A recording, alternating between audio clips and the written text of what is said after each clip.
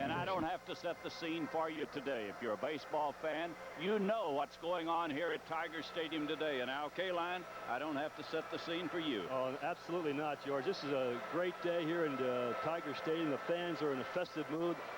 It's a beautiful day for a ball game, not like yesterday, very cold yesterday, but a great day. Everybody's excited. One team's going to win it, and the other team, there's a possibility of tomorrow. There's butterflies everywhere, in the clubhouse, on the field, even in the TV booth up here. I would assume all of the writers in the press box, everybody. It's a very festive atmosphere, as Al Kaline said, but also a World Series atmosphere. Frank Tanana will pitch for the Tigers. Frank has won 14, lost 10 this year, and a great left-hander, Jimmy Key, will pitch for Toronto. Jimmy has won 17 ball games this year, lost 7, and he's been very tough on the Tigers. Al Kaline is ready. He has the starting lineup. Okay, George, here's how the Toronto Blue Jays will bat today. Leading off, Nelson Lariano, second base. Batting second, the center fielder, Lloyd Mosby. Batting third, George Bell, left field. Batting fourth, and the DH, Juan Beniquez. Batting fifth, Jesse Barfield, the right fielder. Batting sixth, the first baseman, Cecil Fielder. Batting seventh, the shortstop, Manny Lee. Batting eighth, the third baseman, Garth Orge. And batting ninth, the veteran catcher, Charlie Moore. Defensively for Detroit, Gibson, Lemon, and Herndon. Morrison, Trammell, Whitaker, Evans at first base. Mike Heath is behind the plate. And Frank Tanana on the mound for the Detroit Tigers. You see his record, 14-10. Frank making his 34th start and appearance of the season. And Frank has had 2 straight outstanding outings since missing his regular turn on September 20. He blanked the Blue Jays over 7 innings at Toronto, although he was not the losing pitcher in that ball game. Frank owns a 5-1 record against the Blue Jays as a Tiger. He's 3-1 here in Detroit and 2-0 at Exhibition Stadium in Toronto. Frank, outstanding job for Detroit, although he went into somewhat of a slump late in the season, but his last couple outings have been outstanding. He got his curveball back. He had some problems with his delivery, but that has been corrected. He has always pitched well against the Blue Jays. Nelson Lariano will lead it off. He's a switch batter. He'll be batting right-handed against Tanana. And he's been a tough man for the Tigers in this series. He had 2 hits yesterday and 2 stolen bases. He runs at will, and the Tigers will be trying to keep him off base. The Blue Jays have been running in this series, running extremely well. Here's the first pitch of the game. It's a ball. Jim Morrison is playing third base today in place of Tom Brookins, who is sick. Tom was up most of the night with an upset stomach and had to go to the hospital for some treatment. So Jim Morrison is in the starting lineup. 1 ball, 1 strike to Lariano. And the pitch coming up from Tanana. Breaking ball low, and it's ball 2 and strike 1. Oh, what a beautiful Sunday afternoon in Detroit. 63 degrees at game time, in contrast to 49 yesterday. It's ball 3. They have trouble throwing this little guy strikes. Ball 3, strike 1. And he'll get a good pitch to hit if he elects to swing right here. And it's 3-2 as he takes a fastball on the inside part of the plate. Jack Morris went to 3-2 on Lariano yesterday to start the game, and he singled sharply to left field. And he fouls this one away.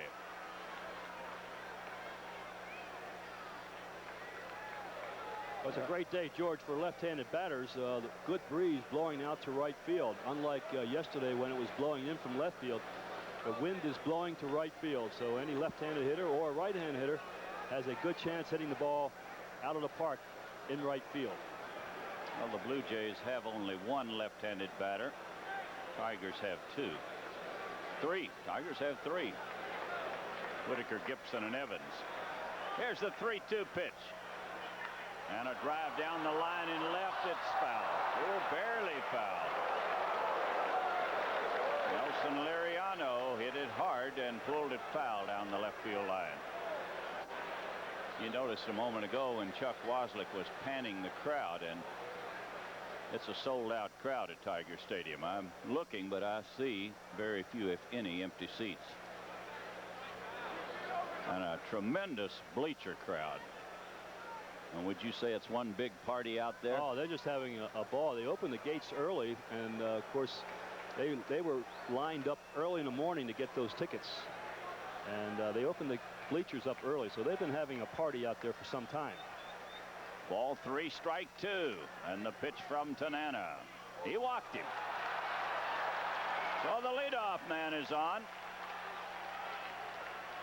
He might not run as much against the left-hander, Al, as against the Tiger right-handers. No, not so much against Frank. He will at least hold them a little bit and give Mike Heath a chance to make the throw to second base. Frank looked like he was guiding those pitches, not throwing the ball free and easy like he was in his previous outings. He looked like he was just aiming the ball for a strike. This is Lloyd Moseby. He's had a big series. 2 hits yesterday, 2 stolen bases. And a strike. Fastball at the knees. 1 strike to Moseby. Tigers set up a double play depth. This fellow's tough to double up. He runs very, very well.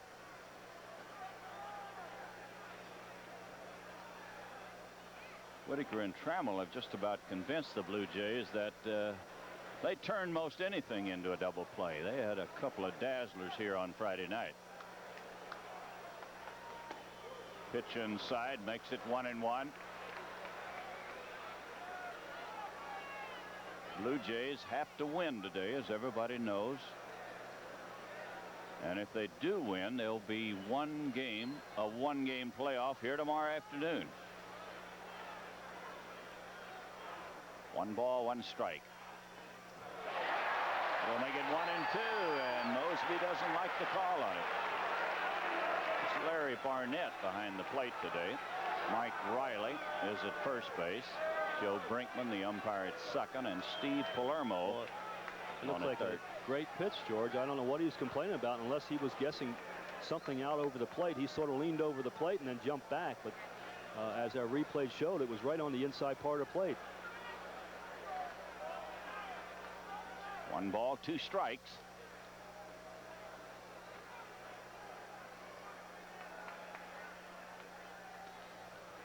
You might wonder how they determine where the playoff will be held. They have a coin flip in the commissioner's office in all 4 divisions in case of a playoff, and the Tigers won the coin flip. That the Blue Jays won it, of course, and there is a playoff tomorrow. We'd be traveling back to Toronto, but the Tigers won that flip. He struck him out. Foul tipped it right into the mid of Heath. A strikeout by Moseby.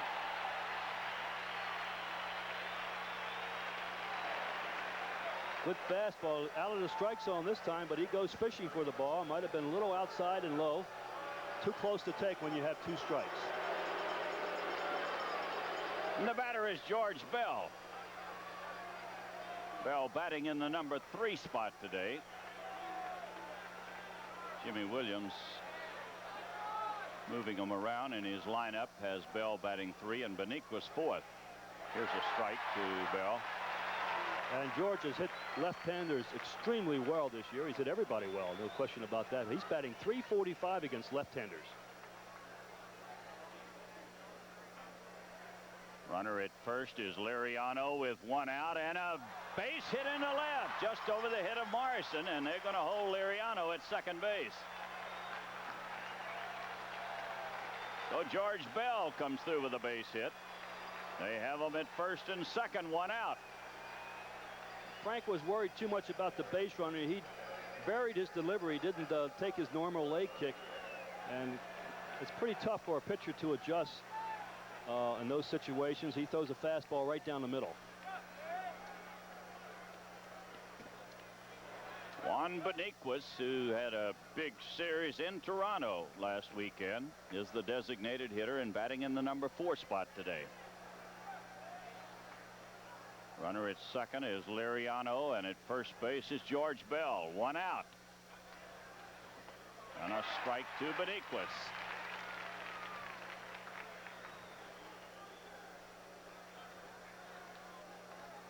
This fellow's been swinging the bat about as well as we've ever seen him swing, and he's always been a good hitter.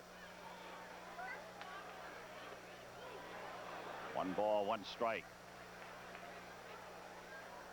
Tanana has thrown very few breaking balls here in the early going.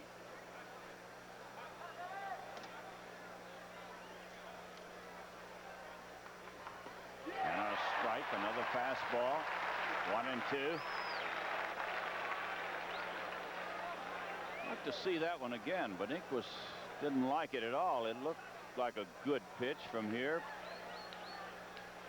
Well, these grins are, I think, grins of frustration. You know, they're under an awful lot of pressure.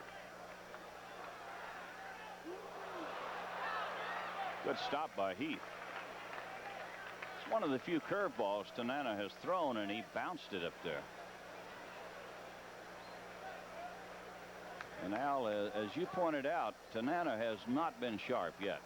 Not yet. And of course, when he gets his rhythm, he'd be much better out there. And get over the first inning is always a tough time for a pitcher. They get used to the mound a little bit more. Frank's games have been pitched on the road. Ball 2, strike 2. He struck him out like a screwball, and Juan Beniquez strikes out.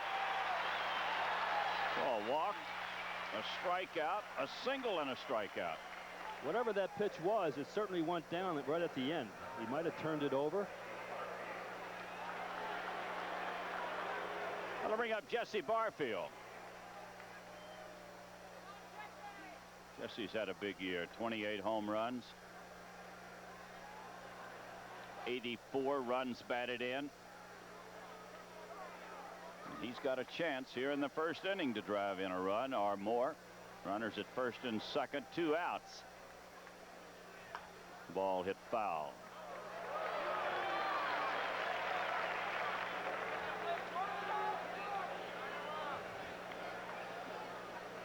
In case you joined us late, Liriano drew a walk to open the game. Lloyd Mosby struck out. George Bell singled to left. And Beniquez struck out. Now it's 1 strike to Barfield. And it's strike 2 as he fouls this one away.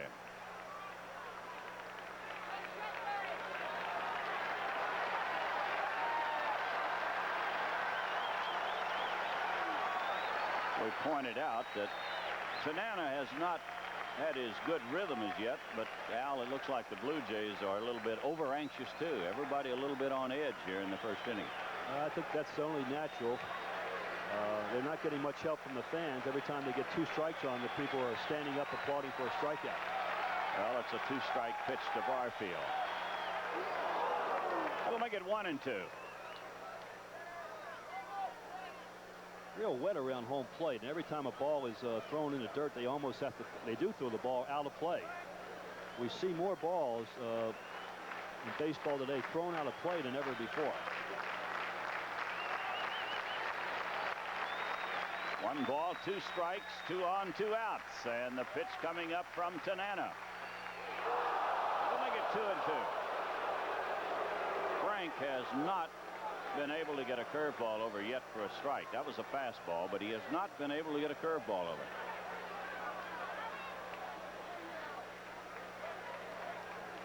He's getting ready for the 2-2 pitch. And a bouncer towards Whitaker. He'll pick it off on 1 hop, and the inning is over. Oh, Tanana pitches out of a jam. 2 on, 1 out, and he gets the next 2 batters. We go to the bottom of the first, no score. Batting second, Bill Madlock, the DH. Batting third in left field, Kirk Gibson. Batting fourth, shortstop, Alan Trammell. Batting fifth, Larry Herndon in right field. Batting sixth, Chet Lemon, center field. Batting seventh and playing first base, Darrell Evans. Batting eighth, the third baseman today, Jim Morrison. And batting ninth, the catcher, Mike Heath. Defensively, For the Blue Jays, Bell, Mosby, and Barfield in the outfield. Orge, Lee, Lariano, Fielder, and Charlie Moore is behind the plate.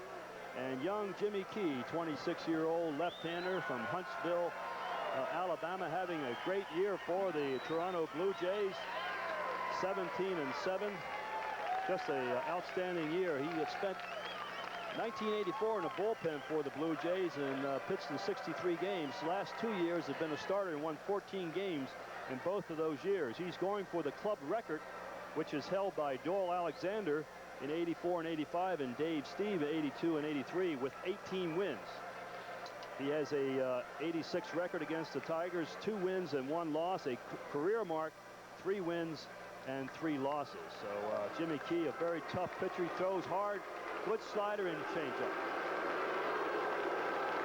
Lou Whitaker will lead it off for the Tigers. Bill Madlock and Gibson will follow. Lou Whitaker wanted us to say hello to his father-in-law, Joseph McCreary, who's in Mount Sinai Hospital here in Detroit. That's Crystal Whitaker's father. And wish him the very best on this day. First pitch from Jimmy Key. It's a ball.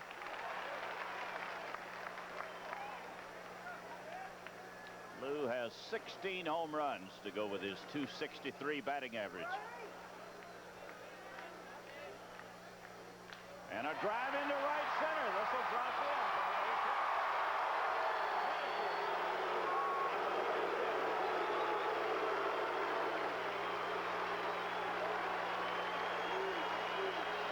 Well, Lou gets a pitch out over the plate and just punches it out to right field. Lou still hobbling as he rounds first base with that bad ankle.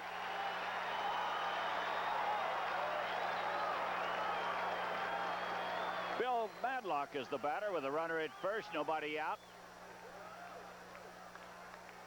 Bill had a key hit yesterday in the 12th inning when the Tigers scored to win it. And a pitch low.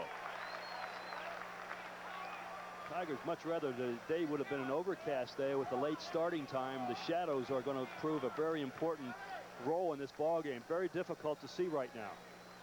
1 ball, no strikes. And a foul ball makes it 1-1. Strong breeze blowing toward right field. We've had a strong breeze blowing from left field to home plate for the first 2 games of this series. Today it's more toward right field. Anything hit in the air in that direction will carry very well. There's a foul back into this screen. 1 ball, 2 strikes. Madlock drove in the first Tiger run yesterday with a double that tied the ball game. Then he singled to set up the run that scored the winning run in the 12th inning. Good breaking ball, and he fouls it away.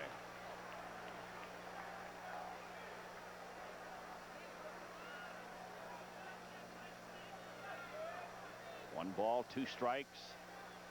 Runner at first is Whitaker. Nobody out in the first inning.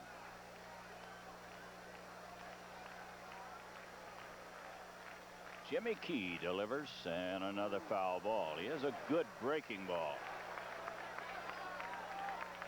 And he's going to throw the breaking ball to Madlock. They do not throw many fastballs to Bill. This young man has 3 excellent pitches. He makes his living pitching the ball on the outside part of the plate, but he will pitch in on occasion. He knows he has to, particularly against right-handers, keep them off the plate.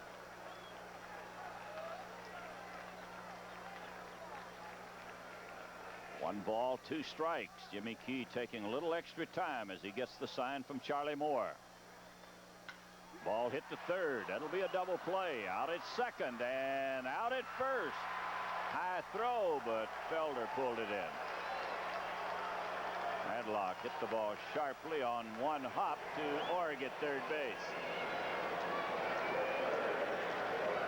Well, Bill hits the ball hard. It hits the edge of the grass right in front of home plate and makes a big hop right to the third baseman. So at 2 outs, it'll be Gibson.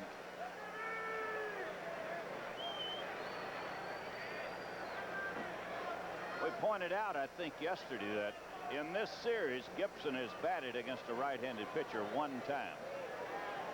That was against Clancy on Friday night. And Clancy was not in the ball game long. He left in the third inning. I feel that the Toronto Blue Jays picked up Mike Flanagan just for that purpose, knowing that they had a lot of games against Detroit Tigers late in the season, and Detroit does not hit well against left-handers. Here's a pop-up on the infield. Manny Lee at shortstop will put this one away. And an easy inning for Jimmy Key. At the end of one, it's 0-0. Big ball game as we go into the second inning. Each team had a base hit in the first inning. The Blue Jays had a walk to go with a single by George Bell, put 2 runners aboard, but Bonique was struck out and Jesse Barfield bounced to second base. Whitaker singled to lead off for the Tigers. Madlock bounced into a double play and Gibson popped it up. Cecil Fielder will be the leadoff man, followed by Manny Lee and then Dane Orge.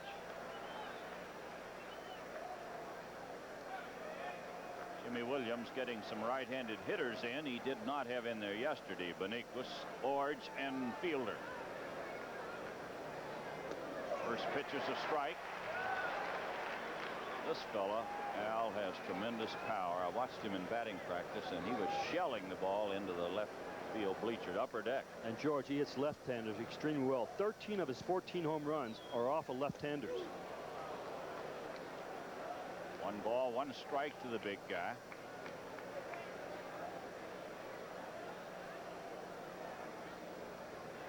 Frank Tanana getting ready, and the 1-1 pitch. He hits it hard but foul into the corner in left field. Well, he jumped on a high pitch and rifled it. He looked like he comes from the school of George Bell, the way he hits at the plate. Right before the pitcher delivers the ball, he leans way back in the batter's box and takes a very little stride. 1 ball, 2 strikes. And another one bounced up there. Makes it 2-2.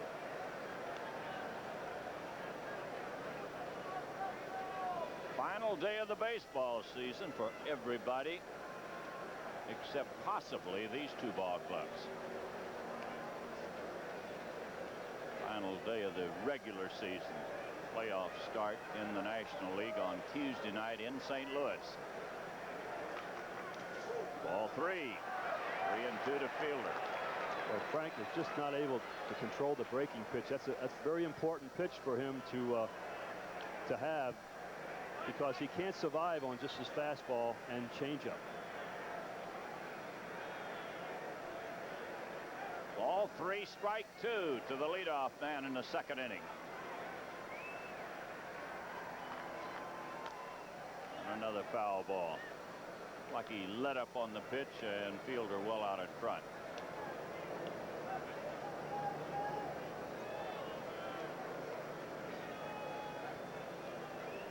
Tigers extremely deep and around to left for this big guy. And a drive into right field that will be caught by Herndon. Fielder hit it on a line, and Larry Herndon picked it off about knee-high.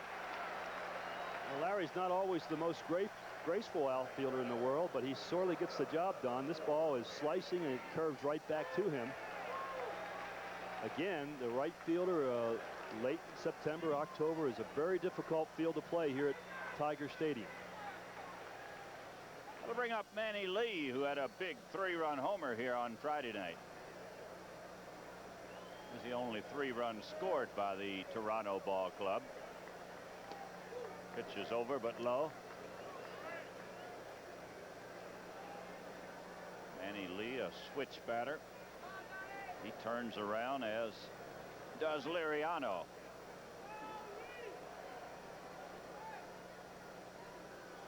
Morrison in very close at third base. And he pops it high in the air. Morrison will have a play at third base.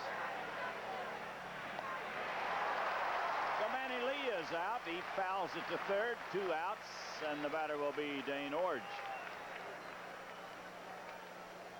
Jim Morrison replacing Tom Brookins. We mentioned at the top of the show that he did not feel has not been feeling well. He was taken to Ford Hospital with, they think it might be some kind of a flu.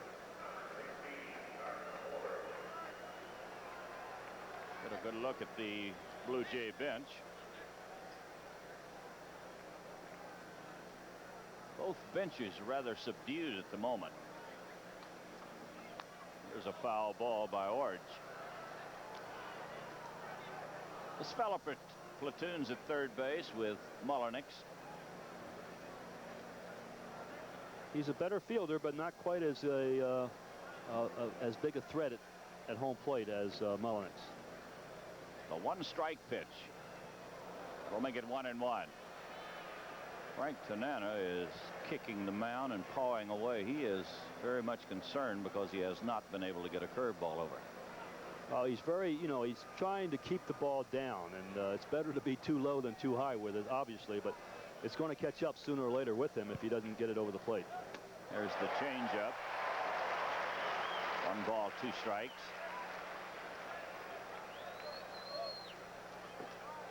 Garth Orge is the batter. 1 ball, 2 strikes. He's batting with 2 outs and nobody on. And the pitch coming up from Tanana. That'll make it 2-2. Heath normally doesn't have to block many pitches with Tanana on the mound, but he's had a few today.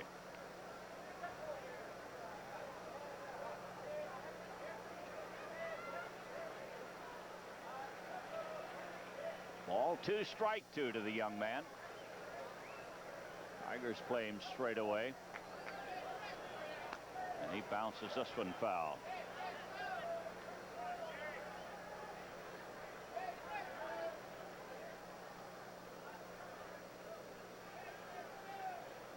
Garth Orge had a brother that played in the major leagues with the Cardinals, Kansas City, a couple of other clubs. He struck him out. He changed up on him, and Orge strikes out. That's 3 strikeouts for Tanana. We go to the bottom of the 2nd. No score.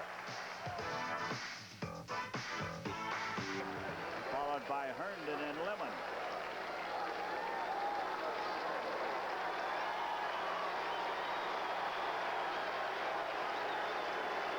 Every time Trammell sticks his head out of the dugout, the crowd begins to chant MVP. Quite a few signs all around the stadium with the MVP, AT on it. Alan Trammell having a great year, obviously. Here's a bunt, and he's going to be out. Orge was playing right in on top of him, and Allen bunted it hard, but no chance with Orge in that close. Good bunt if he's back, maybe. That'll bring up Larry Herndon.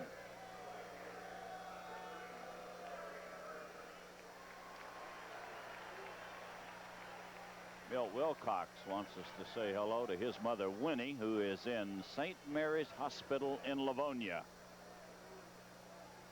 Milt Wilcox. Well, there's a name.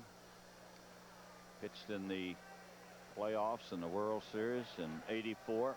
Pitched the clincher here against the Kansas City Ball Club in the playoffs. Pitches a strike. 1-1 to Herndon. He also had a winner in the World Series against San Diego. The 1-1 pitch to Herndon. Outside ball 2. Ball 2, strike 1. They are wrapping it up today around both leagues. The Mets are in St. Louis. Chicago's at Montreal. Philadelphia at Pittsburgh. All National League action.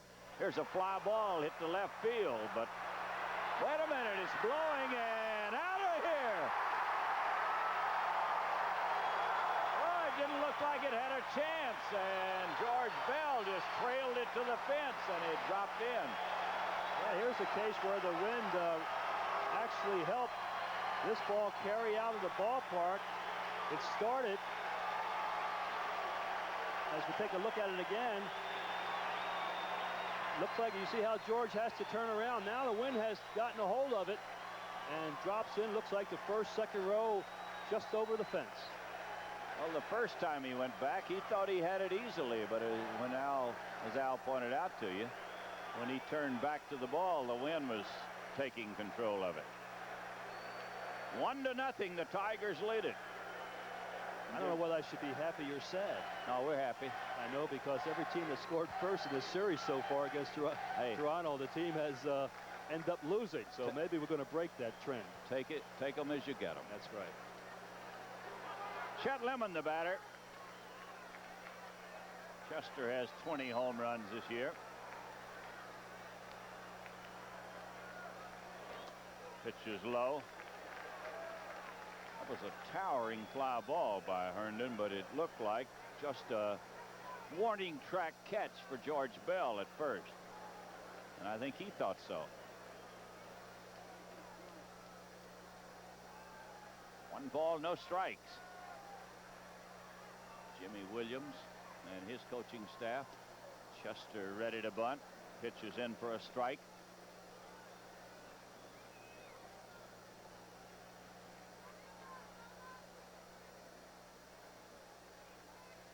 This young man, Jimmy Key, has won 17 times this year. And a pitch outside. Ball 2 and strike 1. You know, Tigers, excuse me. I was going to say, what's impressive about Jimmy Key, 17 wins, certainly impressive.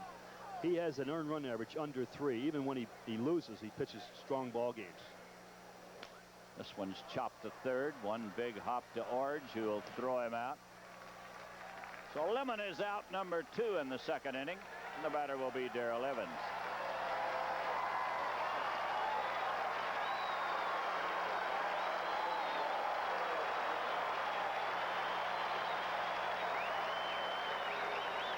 Darrell Evans needing 1 run batted in for that elusive 100.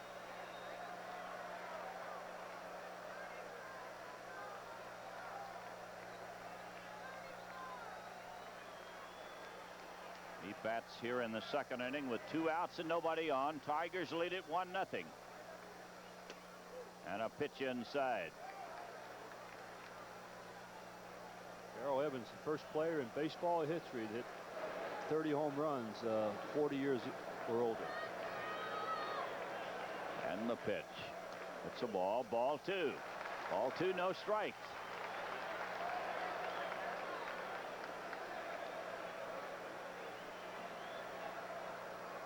Darrell should get a good pitch to hit off Jimmy Key. And he hits it on the ground to second base. Liriano flips to first, and the inning is over. At the end of 2, the Tigers lead it 1-0.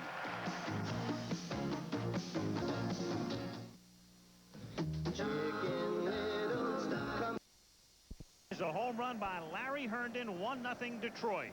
Take another look. You heard Tim McCarver said he tried to get in but didn't get it in enough.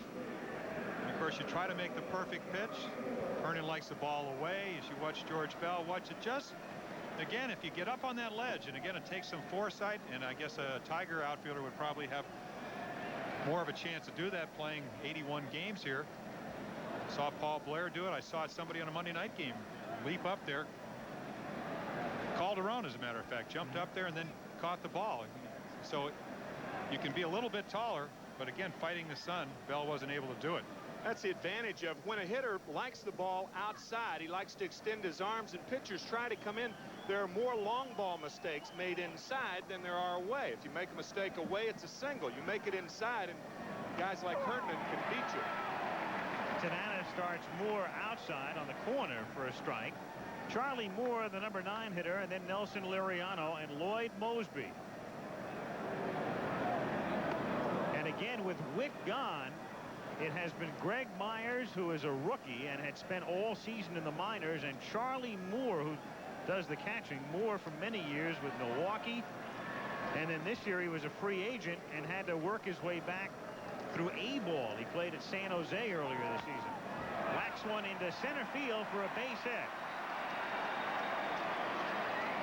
So Moore with a single to start things, and Liriano coming up. Vintage Charlie Moore. Doesn't try to hit home runs, just tries to make contact. That played right field for the Brewers in 1982 when they beat us that last game of the season. Tell you, Al, you mentioned the San Jose Bees. They may have run more ex-major leaguers through that ball club over the last 3 years. Steve Reitz, Steve Howe, Charlie Moore. Kenny Reitz. Kenny Reitz, Steve Howe. Right. Liriano in for a strike and the count 0-1. I suppose if you're running an A franchise and you're in a major league area, and remember San Jose is in the Bay Area, so they're fighting the Giants and the A's for attendance, you better have a few names. That's right. That's grounded foul, and the count, no balls and 2 strikes. By the way, it's the final day of the regular season as Moore comes back to first, so we'll bring you up to date on a few things. Roger Clemens is seeking his 20th victory in Boston. Dave Stewart is going to the mound for his 21st at Chicago. And how about Reggie Jackson, who announces on Thursday that his career is done? Pinch hits on Friday. He's playing today. It's the fastest comeback in history. Reggie with a double today at Comiskey Park.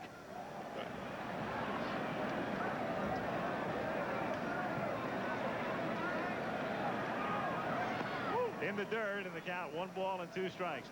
Leave it to Reggie. Reggie, who's had a career that has been totally unpredictable, and sure enough, I suppose that's the way it should end. Unpredictably. I'm finished on Thursday, but I'll see you on Friday and Sunday. And down goes Liriano. 4 strikeouts now for Tanana. And another changeup. I think right-handed hitters have to take the approach that with 2 strikes, he's got to jam me to get me out. That way you're never fooled by the pitch outside. It's easier said than done, but you have to look away off Tanana with 2 strikes and make him jam you. He doesn't throw hard enough to really get inside. At least that way your approach is right. He may still get you out, but at least your approach is right. Mosby now. Mosby struck out in the first inning.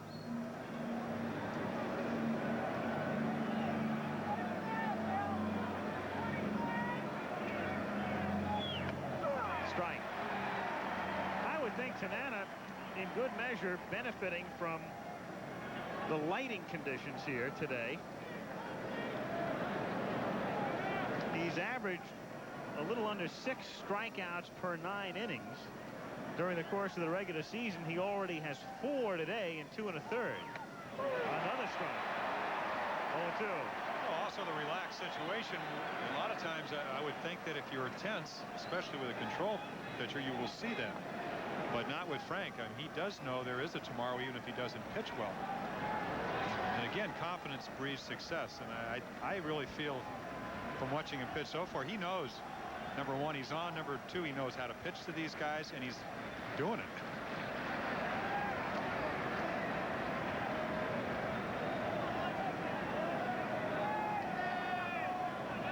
Third inning. Tigers trying to clinch the East, lead 1-0.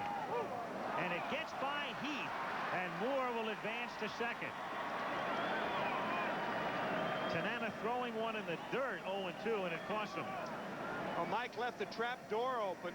Catchers are taught when you go down to keep the glove between the legs. Now watch Mike come up right there. The glove came up, the ball hit the inside of the shin guard and bounced away enough to allow Moore to go to second base. Well, wild pitches have really plagued the Tigers all year. As a matter of fact, Jack Morris, his 24th wild pitch in yesterday's game. That's a record.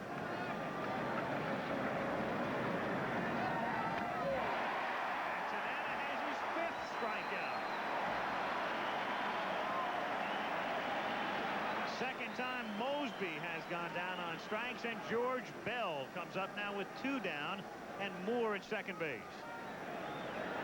One reason the Tigers have had more wild pitches is obviously the loss of Lance Parrish, which was the big story in Detroit during the offseason. But when you examine the entire year, they've gotten a tremendous year out of Matt Noakes and a good enough year out of Mike Heath, and they've been able to do it despite the absence of Parrish. Now Bell, in a situation where first base is open, will get the intentional walk. And they'll work on Benitez. And despite Bell slumping, Sparky Anderson is still not going to let him beat him. Well, he said that really 7 games ago. He said, I am not going to let George Bell beat me. And I think they've really done a nice psych job on George. He's been reading the papers. You read that, you know you're not going to get any good pitches. And he said, I have to be more disciplined. Well, he's never been disciplined, and he's hit over 300 with 47 home runs. He's one of the best bad ball hitters in the American League. All of a sudden, you're going to change going into the last 7 or 10 games of the season. You're so right, too, Jim, because, I mean, Sparky is a master at that, of planting the right quote, making sure it gets back to the guy, and making you think about something. And that's part of a manager's job description in the 80s. Playing media games. Juan Benitez at the plate. 0-1. Oh, that was a great statement he made in the interview. IQ of 27. Yeah. Multiply that by at least 2. No. No. You don't win as many games as Sparky Anderson if you don't know what's going on. 0-2 the count. Moore the tying run at second base. And it's like an NBA mismatch. They all want to hit the fastball, and he's not giving it to him. And when he does, as he did with Mosby, and that's 2 times in a row, he struck him out on the inside corner. So you're not going to get the ball you want to hit.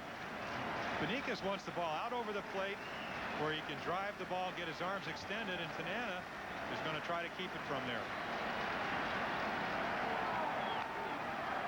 Toward Trammell, he has to wait for it and gets it. So the Jays threaten, but nothing doing. They leave 2. It's Detroit 1, Toronto nothing. Tiger Stadium in Detroit. Gorgeous day. Temperature near 60. A little bit of a breeze. And the Tigers, their fans, hopeful of a little celebrating in the late afternoon and early evening in Motown. A victory, and Detroit wins the East. A loss, and it's a 1-game playoff for the title tomorrow.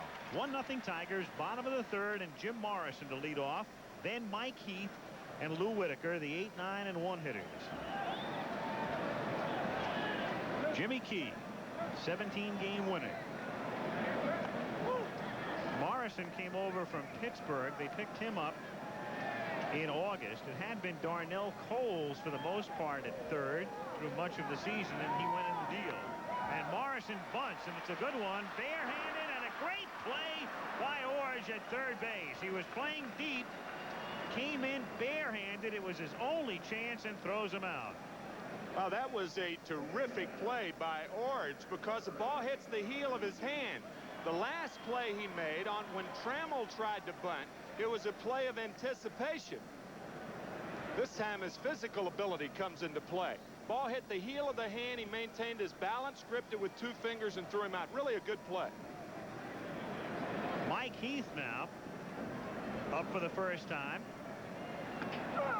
Heath and Matt Noakes have been platooning catchers for Detroit. With 40 home runs between them. A couple of doubles yesterday. You know, it's amazing how things fall into place. You get Doyle Alexander. He goes 9-0 in 11 starts. Pitches extremely well with about a 1.63 ERA. Go out and get Madlock. But if Parrish doesn't have a bad back, do you get Mike Heath last summer? And then when you lose Parrish in free agency, how do you know Noakes is going to come out and all of a sudden hit 32 home runs? And Heath, who is a good defensive catcher, and he's a good hitter when he hits the ball like he did yesterday, which is to right field. Little squibber toward 3rd, and Orge has had a busy day and gets it. Already 4 assists now for Orge, who again was a surprise starter at 3rd base. And Whitaker comes up. You're right, Jim, in the sense that last year when Parrish's back was bothering him, Heath became expendable because Mike was a bust in St. Louis. He'd done the job for Oakland, went over in the Andujar deal, and had a terrible year with the Cardinals, and then came over here in August of '86.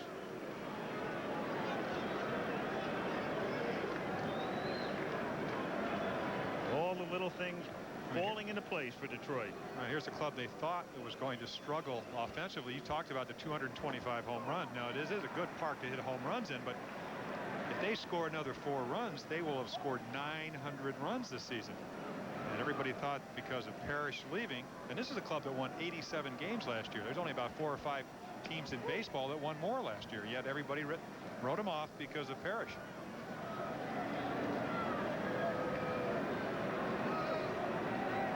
One ball, one strike the count.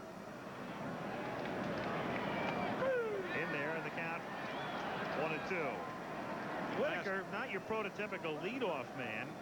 He has struck out 107 times this year. Well, I talked to him about that. He said back in '83, Gates Brown said you hit the ball 400 feet to center field. Why don't you try to pull the ball, stop doing what he just did then? And of course, the 2-strike situation, he still will go to left field, but he has made a commitment to try to pull the ball. He said he's going to have to change. They used to pitch him away, and you know, he used to be able to hit that ball left field. Now he is swinging through that ball, hence 107 strikeouts. Oh. 107 and a half. Yeah. It's 2-2. Oh, that's the magic number today, right? A half? A half. That's right. Any fraction. Almost like a magic letter, W. 2-2 to Whitaker. He swings and misses. That strikeout number 108, and he's out at first base. Just barely out. Charlie Moore had to corral it and throw, and gets him by a half step. I was thinking ahead to tomorrow.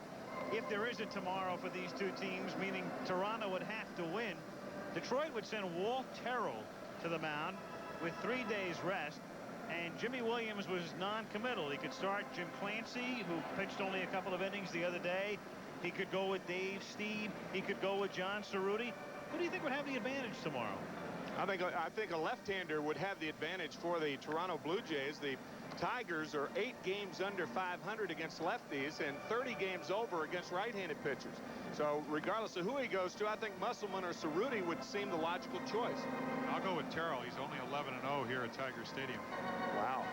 Wow. Jim and I were talking to Walt before the ball game, and he said, you know, I'm usually a guy who wants the ball. He said, I do not want the ball tomorrow. I don't want to have to pitch tomorrow. Well, there are a few guys who will be flinging the ball around at the Meadowlands tomorrow night, and we'll have it for you Monday Night Football, such as it is. The San Francisco 49ers and the New York Giants tomorrow at 9 Eastern time. Or part of them. Yeah. Some of them. It was great. They put a score up on the, what was it? Detroit B team 17, the Tampa Bay Buccaneers 14. Barfield leading off here in the top of the 4th inning, and the count is 1-0. Barfield, Fielder, and Lee. Jimmy Williams with a little dialogue to Al Whitmore. He said, I think we got him. They scored first. And the reason we said yeah, that's right. I asked him, I said, how are you going to let him score first? Well, we saw how. Herndon with a home run. And the reason we're saying that, of course, is in the last 6 games, the team that's scored first has lost. So they must feel really relieved in the Toronto Blue Jay dugout. Just a final thought, since we have Monday Night Football tomorrow, obviously at halftime and throughout the game, we'll talk about the weekend and the strike and the fact that the 28 player reps are scheduled to meet in Chicago tomorrow at about the time Monday Night Football will be on the air. So obviously we will keep you abreast of that as the proceedings develop.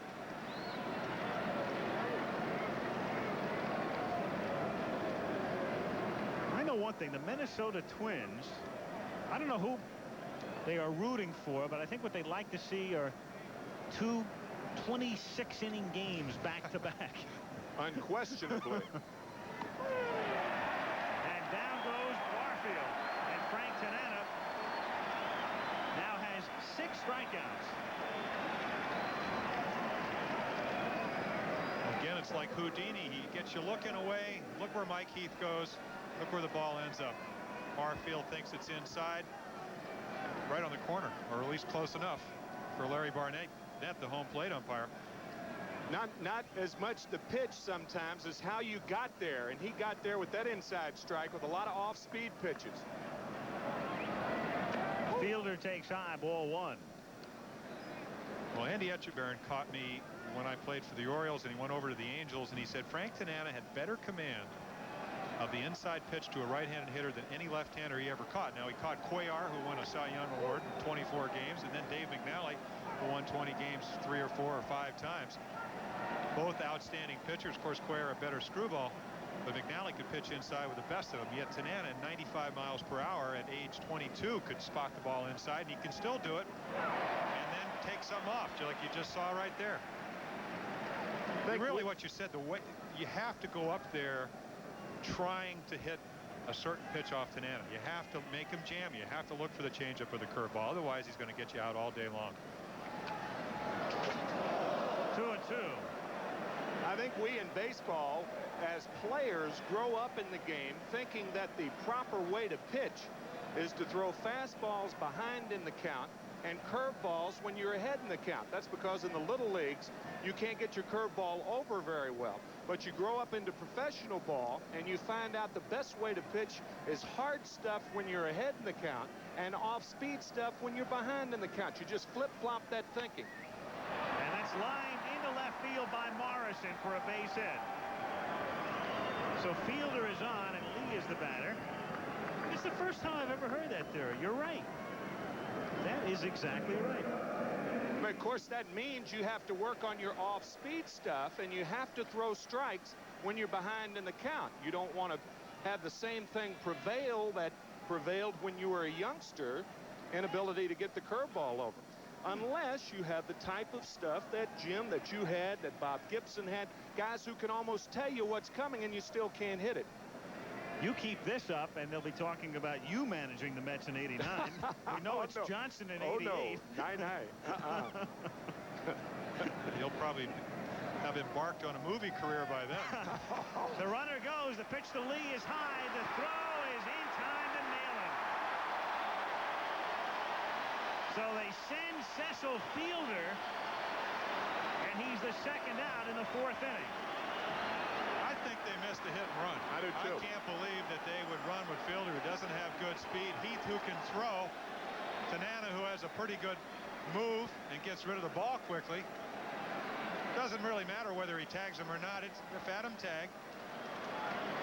You're exactly right in missing the hit and run. Fielder not only doesn't have a steal, he hasn't attempted one this season.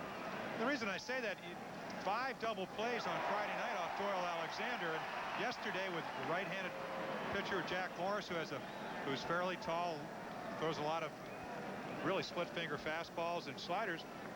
Maybe you're going to run a little more, but I would think that they were hitting and running there. In his entire career, which spans parts of 3 seasons, Fielder had never even attempted a steal, so it's obviously a botched hit and run. Either that or the 2-1. element of surprise. One of the two. And on the hit and run play, it's not imperative that the runner at first base get a good jump. It's up to the hitter, number 1, to get the sign and then to make contact. Obviously, Manny did not do that then. To right field, Herndon fighting the sun, goes back, and it's off the wall and caroming back toward the infield. And Lee can run around second, on his way to third, and in there.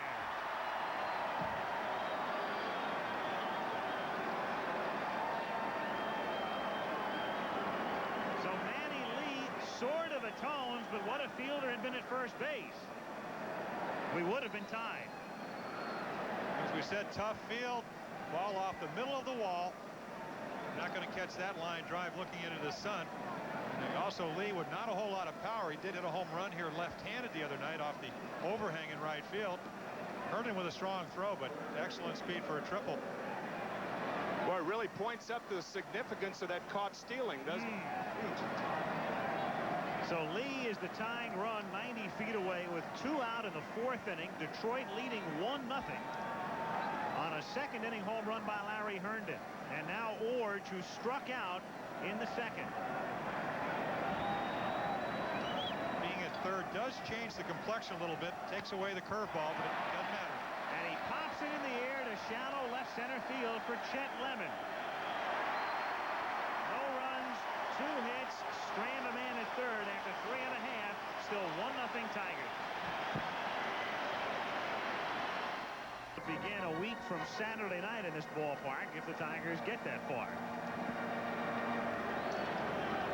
As long as the throw beats a runner by this much, it's really tough for an umpire to tell whether the tag is right on the money. Whitaker may have missed Fielder, but the fact that the ball beat him by such a large margin, it's really no contest.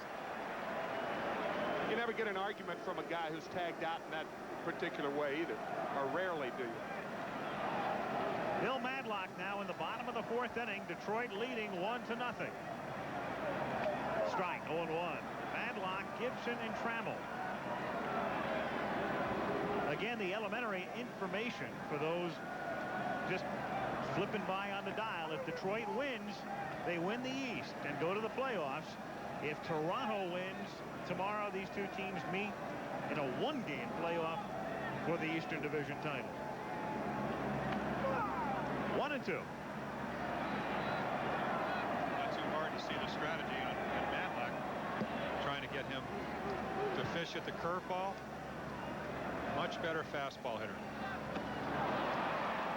Or the changeup. Boy, he's had some bad-looking at-bats the last 3 days. Unless you throw the high-away fastball, and he looks like he is looking for the ball away. And the key that Flanagan had yesterday and Jimmy Key so far is that they've been able to get their breaking ball over. Kirk Gibson popped out in the 1st inning. Needs a home run today to be one of the, along with Darryl Strawberry, the only players in the game that have 25 home runs or over 25 home runs and over 25 stolen bases the last 4 years. Gives you an idea that he can hit for power and still exceptional speed. What a year Strawberry had. Wow, I'll say. You saw him on a pretty much daily, day-to-day basis. 1-1 on Gibson.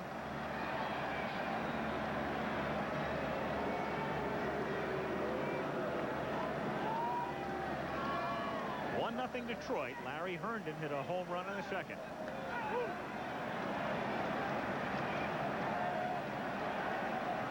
Jimmy Key. The man Jimmy Williams would have wanted under any circumstance to pitch this game.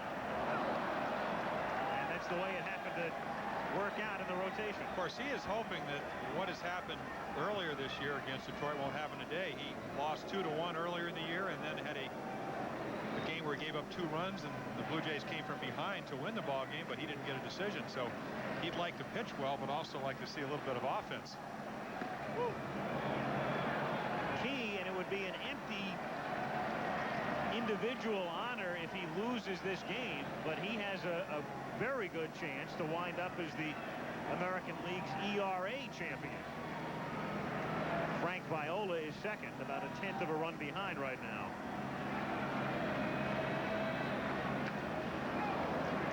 And certainly a consideration for the Cy Young Award this year. George Bell, consideration for the MVP award along with Alan Trammell. And this game is so big, it's almost sacrilegious to talk about individual awards. Exactly.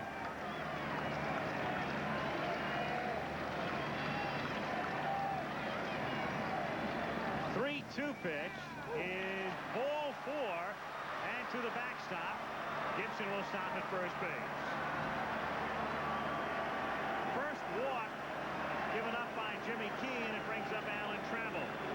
On an individual note, Roger Clemens pitches a shutout in Boston today, strikes out 12, and so Clemens winds up with 20 victories.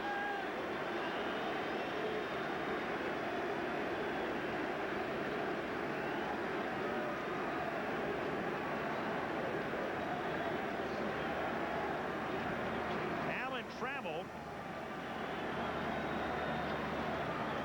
whose wife gave birth to a girl, her name is Jade, in Southern California last week, and Trammell this morning at 8 o'clock was out at the airport to greet his wife and new arrival as they arrived on the red eye from Southern California. Got up early, I guess, what, on Friday, got a videotape at 9:30, UPS. Of the baby. Good reason to get up that early. I think a red eye is very appropriate when you talk about a game like this. We mentioned in the opening remarks how the players had a very difficult time sleeping, and that can happen to you. I'll tell you, a million thoughts run through your mind. Strike and the count 2-1.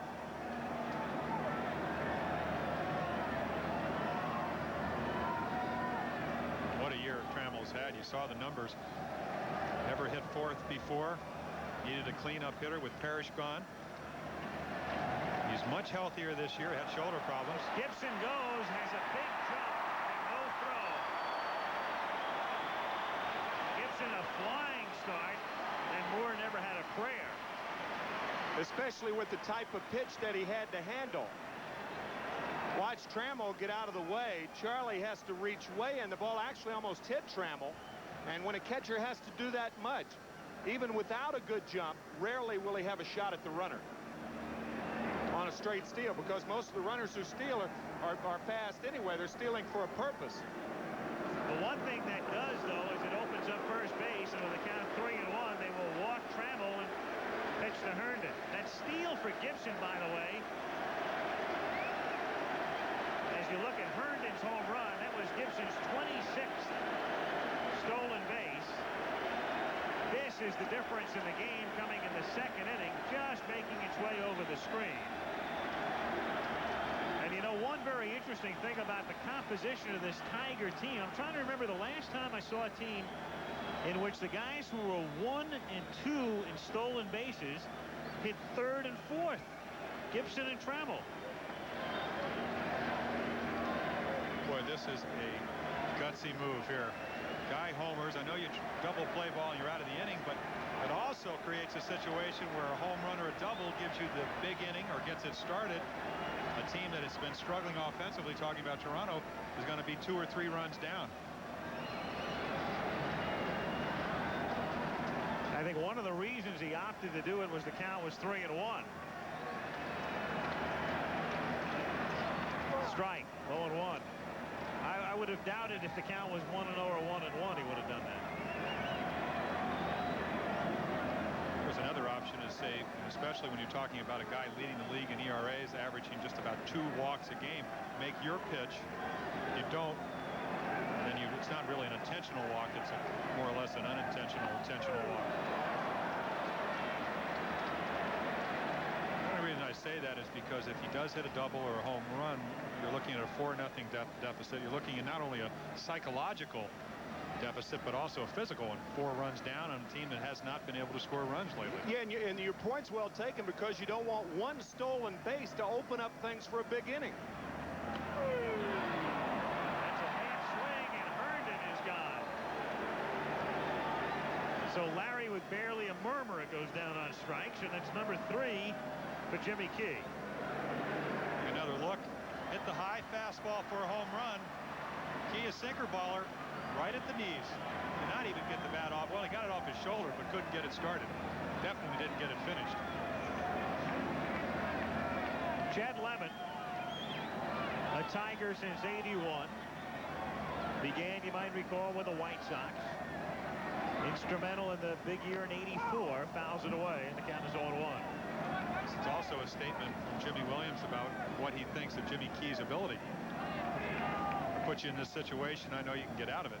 Well, he hasn't done that yet, but made a great pitch on Herndon for strike 3. There's another reason the Tigers have played so much better. Lemon, who has struggled at the bat the last couple of years, moved off the plate, made an adjustment, used to stand on the plate, and all you had to do is run the ball in on him, and got the ball away, he could be a difficult out. But this year he's moved off the plate. His average is up, his home runs are up, his RBIs are up. Always been a great center fielder, does not run much, never been able to steal bases.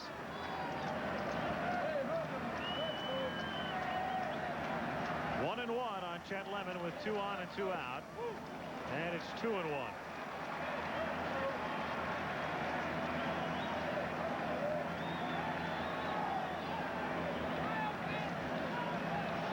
Toronto trying to force a 1-game playoff tomorrow. Gibson at second, Trammell at first. If you're wondering, the playoff game is here, and that's by virtue of winning a coin toss. I wonder if they tossed an American or a Canadian coin. There's another situation where we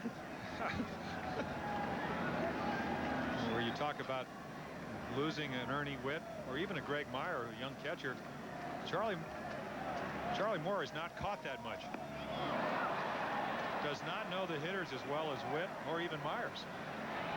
So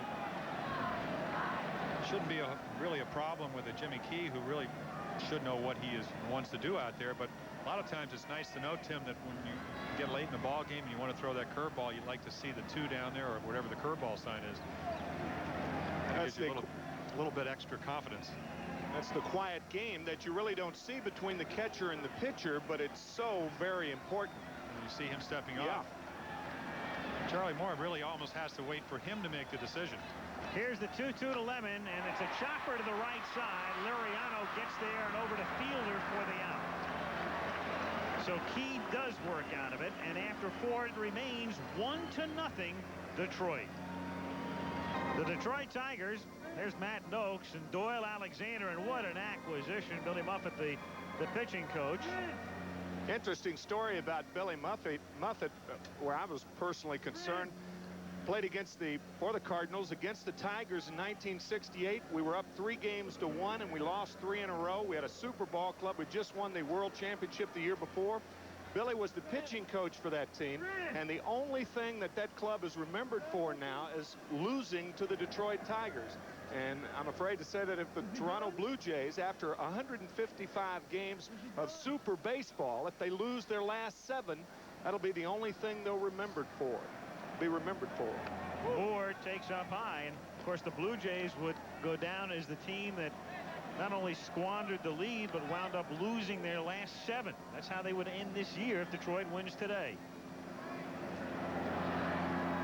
Well, they quoted Mike Flanagan in the paper the other day saying, I like to think of us the team that has won 96 games, not to the team that has lost 6 straight.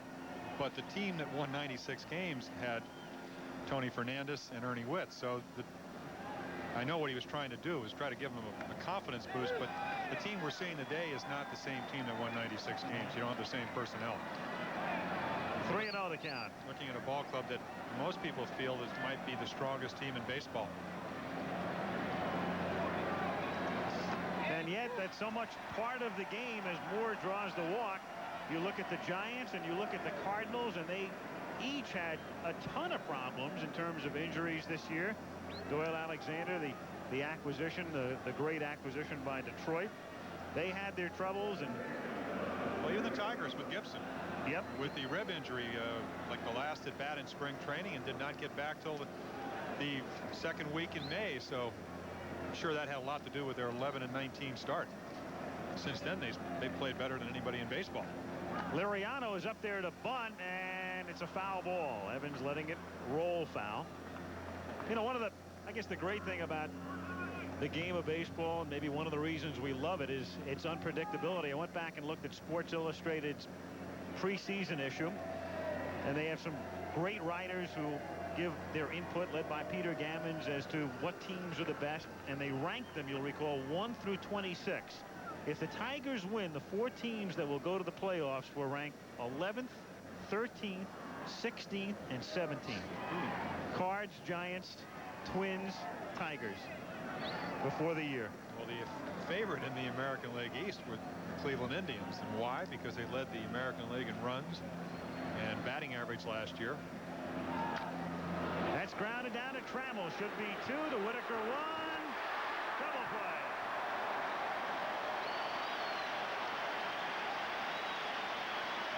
Boy, that'll kill you. You go up there to bunt, and you foul it off, and instead of a man at second and 1 out, you have 2 gone and nobody on. Trammell and Whitaker turned 5 double plays here Friday night. And the Detroit fans have seen that combination for the last 10 years. And I guess to complete that thought about the Blue Jays, and if they do lose this game, they'll lose their last 7. Why are we as human beings so prone to emphasizing the blame when people lose, and when teams lose, then we are more prone to give credit to the winners? Sure. A tough part of human nature, I suppose.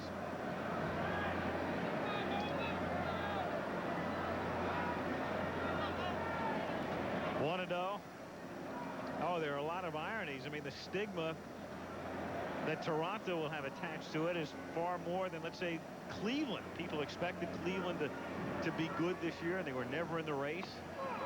And certainly Toronto had a far superior year to the Indians, and yet people will forget all about the Indians and just remember the Blue Jays and blowing a big lead.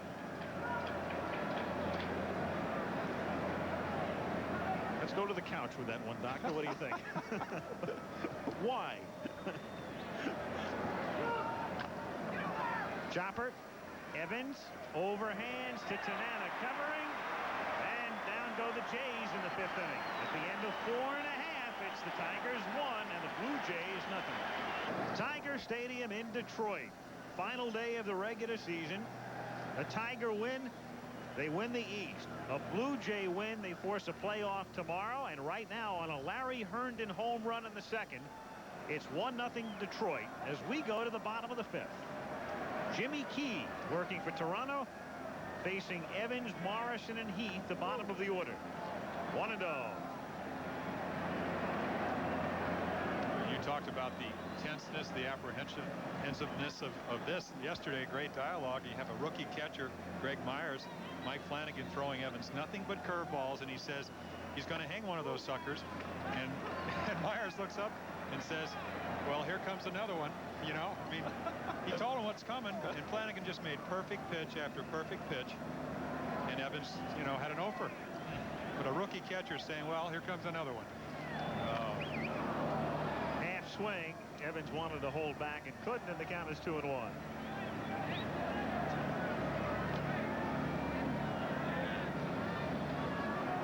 Key tying Darrell up inside.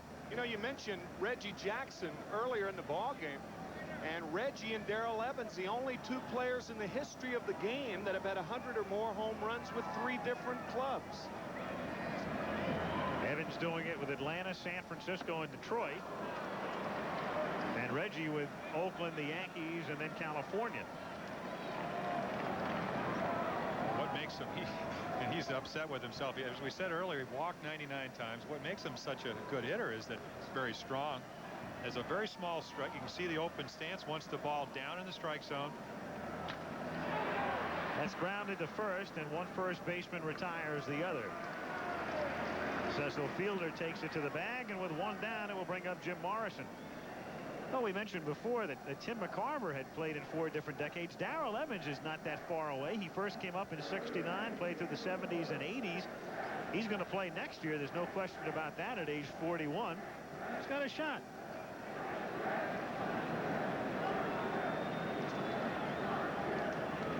Big question, will he take another pay cut? That is a good question. That is a good question. Jim Morrison takes a strike, and the count is 0-1.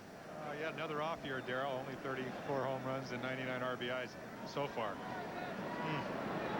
Well, no one really knows whether he took a pay cut last year. We'll see.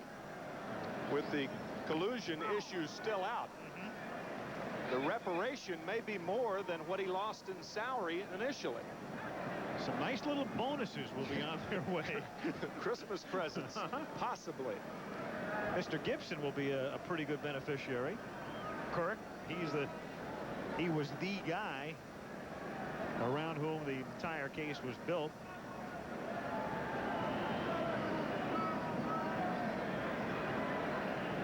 Oh, 2 pitch is outside, 1-2. Oh, there are 62 players in 85 and 86, I believe, that will be affected by the decision. Well, the 86 decision has not been rendered yet. Oh, is that right? Yeah. Is that right? There's an arbitrator looking at that. So that's a separate case. Just 85. Right. 2-2. Yeah, I would predict you will see a lot of free agent signings this winter. Do you? Yeah, I really do. I'm not so sure. You don't think so, huh? No. Well, I think there are some clubs that their fans, for instance, the Dodgers, the Orioles, are clamoring for it right now. Here's a ground ball to the right side. And Liriano takes care of Morrison. And there are 2 down. You take a look at some once very proud franchises like Los Angeles and Baltimore, and you have to do something to show the fans that you're going to try to turn it around in a hurry. You either have to fire the manager, make some trades, or sign free agents, or win. And as you said, some of those franchises that used to win aren't doing that. Talk in Baltimore that Eddie Murray might be traded. Of course, they've been talking about that ever since the Orioles have been losing. Heath takes a strike, and the count is 0-1.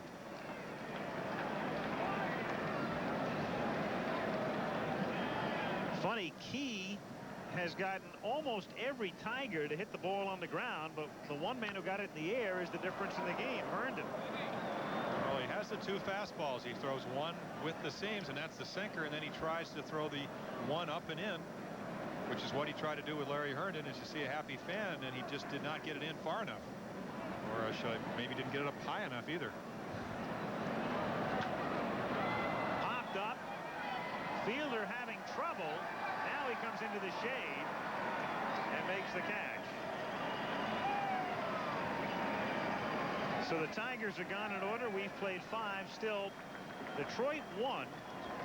Toronto football. Check your local listings. You'll see either Michigan against Michigan State or Arizona State taking on Washington in Seattle, 3 Eastern time. Well, we're going to the 6th inning now, the final game of the regular season. Tim, you cover the Mets on an everyday basis. I was surprised yesterday, Davey Johnson signing on for one more season, saying that 1988 will be his final season as a manager. It seems odd that he would go into a situation where he'd be a known lame duck. It seems very odd. In 1989, he will be the assistant to the player development head, Joe McIlvaine. As George Bell starts things by looking at a strike. And I don't think I can think of an example of a manager in that situation. I mean, what kind of attitude do the players have next year? What about discipline on a ball club when a manager's a lame duck manager? I think one of the big reasons from reading the papers in New York was the fact that Davey allowed the fact that contract negotiations, an extension of the 1988 contract into 1989, was brought up by Johnson, and it did not sit well with Mets management, and especially since the Mets were still in a pennant race. That's what upset Frank Cashin, Nelson Doubleday, and Fred Wilpon, and that could be the reason that he wasn't given the extension in 1989. That last call did not fit well with one George Bell, with a count now 1-2. 2-2 now. Bell, Benitez, and Barfield, the 3, 4, and 5 hitters in the 6th inning. 1-0 Detroit. There's Benitez on deck.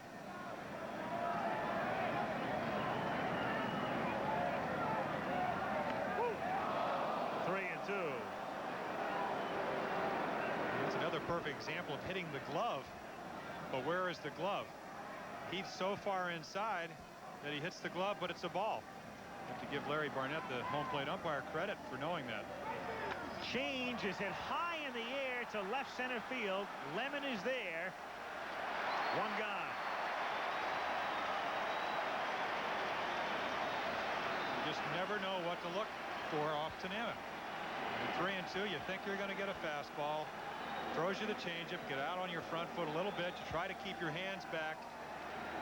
Yet your body's already gone towards the pitcher, and the result is a fly ball to center field. Juan Benitez. 1-0 the count. Remember, Tanana, now the last time he faced Toronto, he went 7 innings, 7 shutout innings. But his shoulder stiffened a bit. He had to come out, and the bullpen blew it. He's in the 6th right now with a shutout. As we said, that was after 7 consecutive, really, starts where he got rocked. Almost a earned run per inning in 7 starts. So kind of a tough go for him. But again, the matchup is perfect. Sometimes when you have a serious injury, it's hard to rationalize it, that it's a blessing in disguise. But I think it was in Tanana's case, because it taught him how to pitch. He realized he couldn't overpower anybody anymore, We're talking about that tricep injury back in the 70s. Can you imagine Frank Tanana with a 95-mile-per-hour fastball? Because that's what he had, and he pitched exactly the way he did today. He could change speeds. He could throw his curveball 3-2, 2-0, which is why he led the league in strikeouts, which you mentioned, Al. There's a chopper toward third. Morrison has it. 2 down, and it brings up Barfield. This reminds me so much of Mike Boddicker, the year he had in 1983. First World Series game, 12 strikeouts, where you could almost say, Mike, you're allowed to go up to home plate and place the ball where you want it to be. You know, in other words, run 60 feet 6 inches and put it where you want it on the corner. Not only is Tanana changing speeds, where the ball is as far as the position on the plate is just outstanding this afternoon. That was interesting about the 83 series. That was the only game the Orioles lost, was when Boddicker struck out the 12, isn't it right? Gary Maddox hit the 2-run homer. Phillies won 2-1.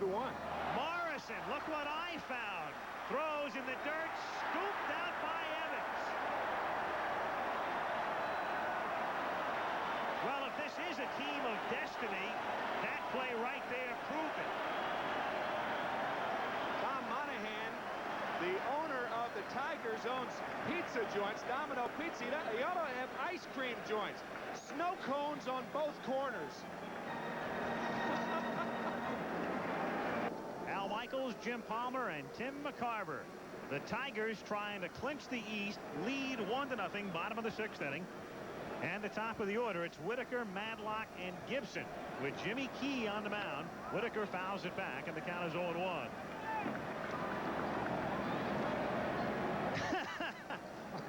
Well, before the game, there was a local television critic waiting to interview Palmer.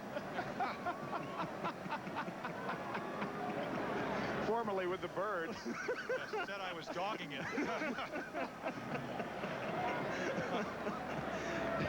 1-1 the count.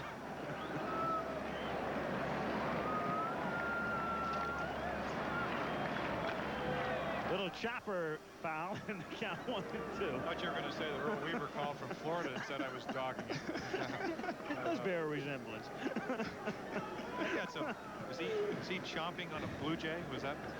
Yeah.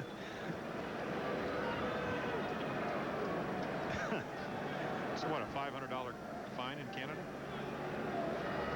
Wearing that outfit? No, eating a Blue Jay. With the exchange? Inside of the count 2-2. Jimmy Key. One mistake. Herndon hit one just over the fence. Just barely over the fence in the 2nd inning. Outside of that, he has been in control, but so has Tanana. And Whitaker slaps it foul. 2-2 the count. It's very similar to what Doyle Alexander did on Friday night. He made one mistake. Manny Lee, a 3-run home run, didn't make many more after that. Kind of illustrates that it is a team game.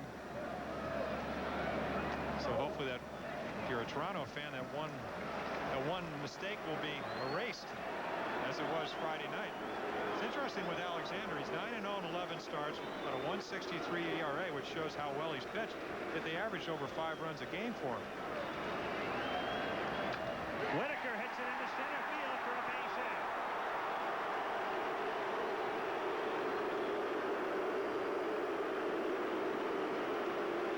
That's Detroit's first hit since Herndon's homer in the 2nd. Well, good hitting there. He fouled off the good pitches. And then 3-2, you don't want to lead off walk. Takes the fastball right back the middle. Not trying to pull it. As we talked about earlier, 107 or really 108 strikeouts now. That's vintage Lou Whitaker before he tried to become a home run hitter. Hit the ball where it's pitched. Madlock with Whitaker going late, and it's fouled away in the count 0-1. Often when a manager is stuck with 1 or 2 alternatives, do you swing away or do you bunt? He'll take the in-between. He'll hit and run. Madlock's too good a hitter to bunt with. So that's the alternative. Just send the runner, even though Whitaker is not a fast runner with his leg all banged up. Also, the way they're pitching Madlock, which is a lot of breaking balls, you make him wait because you make him stay back and make contact. Ooh. You saw the good pickoff move. You said, Key was one of the best in the American League. The Tigers saw another guy, Mike Flanagan, who was outstanding pickoff move. Lou complaining about a balk, and the interesting thing, if Key's pitching in the National League, it probably is.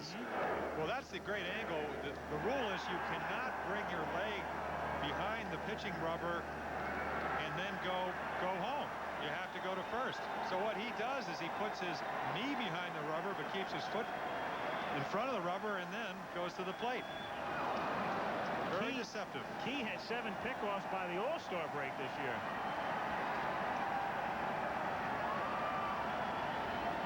No balls, 2 strikes the count.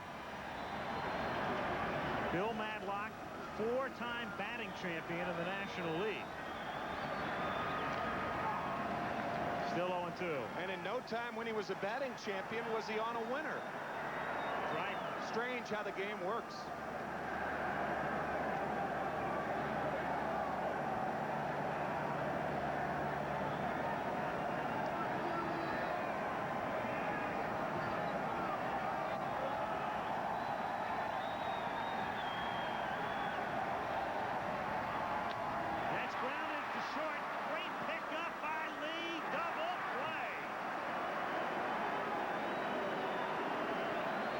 Right out of the Tony Fernandez highlight film. Manny Lee. It's a good way to erase a mistake. Ball hit right on the nose. Lee to his left. You know he's going to get the double play because he's got a great arm and Madlock can't run. Watch him drop down, too, to get Whitaker down. You don't want that runner to take you out, so you drop down, you make him get down, and that actually clears the way to first. Message from Garcia. I saw Louis. Tell you what, the runner gets the message in a hurry. I'll guarantee you. I saw Louis Aparicio hit a guy in the forehead, mainly because the guy didn't go down. I mean, he came through. I also saw him drop down and get spiked. You know, because the guy was coming up, sliding in. Because tell you what, it erases what happened to Tony Fernandez. Even though apparently that slide up in Toronto that ended up breaking his arm, Toronto players and coaches describe it more as a block. It really wasn't a slide. It was more like which I've seen something Reggie Jackson does very much. Al McRae.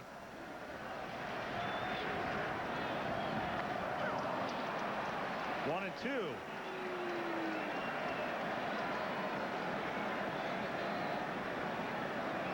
Well, the pitcher's best friend, the double play ball. I guess the only better friend is the triple play. Jimmy Key's best friend in this game is going to be a couple of runs. 2 out, bases empty, bottom of the 6th inning. 1-0 Detroit. And Gibson is down on strikes. Number 4 for Jimmy Key after 6. 1-0 Detroit. 1-0 Detroit on a 2nd inning home run by Larry Herndon. Tigers trying to clinch the East. Meanwhile, back in the 4th inning, Cecil Fielder on a botched hit and run with Lee taking at the plate got thrown out easily, and then Lee followed with this triple off the wall and right. And that's the closest the Jays have come to scoring today. Jimmy Williams, the manager of the Blue Jays, hoping that fielder's choice doesn't come back to haunt him. Yes, that's right. 7th inning now as Tanana starts things with a strike to Fielder, and the count is 0-1. Blue Jays picking a bad time to go into a collective slump. Blanked over the last 7 innings yesterday and through the first 6 today. 1-1.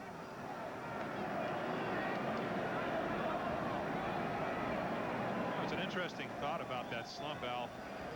Sandy Koufax always talked about sequencing yourself through a lineup, and he said if you get the pitcher leading off an inning and you get him out, then you get the next 2 guys out, you have the 3rd hitter, which is usually your better average hitter, coming up in a situation where he leads off the inning, so he might more apt to try to hit a home run instead of maybe coming up with somebody on and he does what he does natural. And what's interesting about Witt and Fernandez being out of the lineup, you're taking your best average hitters out of the lineup, and what you're left with are home run hitters. And most of the time, in tense games or in games, extra inning games, or games when you're struggling, when you go up and try to hit a home run, you can't do it. You overswing, you jump out, mechanically, you just aren't the hitter that you were when you're not trying to hit one, where you stay back, you wait, you see the ball, and then let things happen. So it's interesting that Fernandez, not only physically with the 325 and being able to hit the ball to all fields and being a switch hitter, it leaves yourself with George Bell trying to maybe hit more home runs than he's capable of doing, even though he has hit 47. Barfield, who struggled all year. And that's called strike 3 to Fielder. And then you got Tanana out there doing his thing. Number 7 for Frank. Well, his thing is rather formidable this afternoon. This year, Tanana had 137. He's got 144 strikeouts. That's the most strikeouts he's had in 10 years. So he is really honing his style of pitching as well as he did with the hard style of the middle 70s. Here's Lee now looking at a strike. Lee, a switch hitter and a better right-handed batter. He is fouled out and tripled and doesn't like that call by Barnett. I'm not sure if it's that or he didn't like Tanana's curveball. Combination of the two. Gravity ball, about a 5-foot break.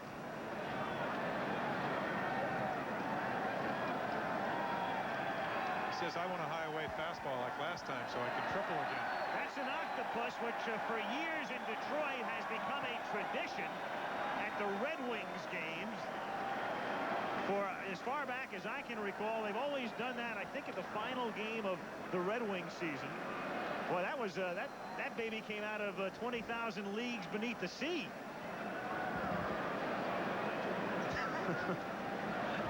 It's the 0-1 pitch on the way. And the count is 0-2. And it was fresh, too. Here we are in Detroit. Where can you get an octopus that's fresh? You got to fly it in. One of the Great Lakes, maybe Lake Huron.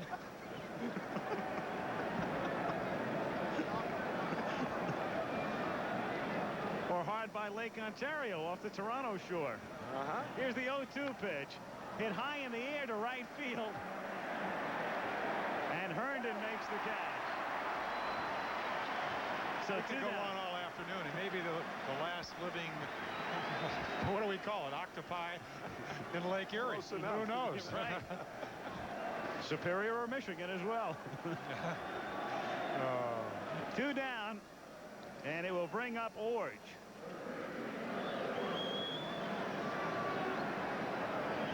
Struck out and fly to center.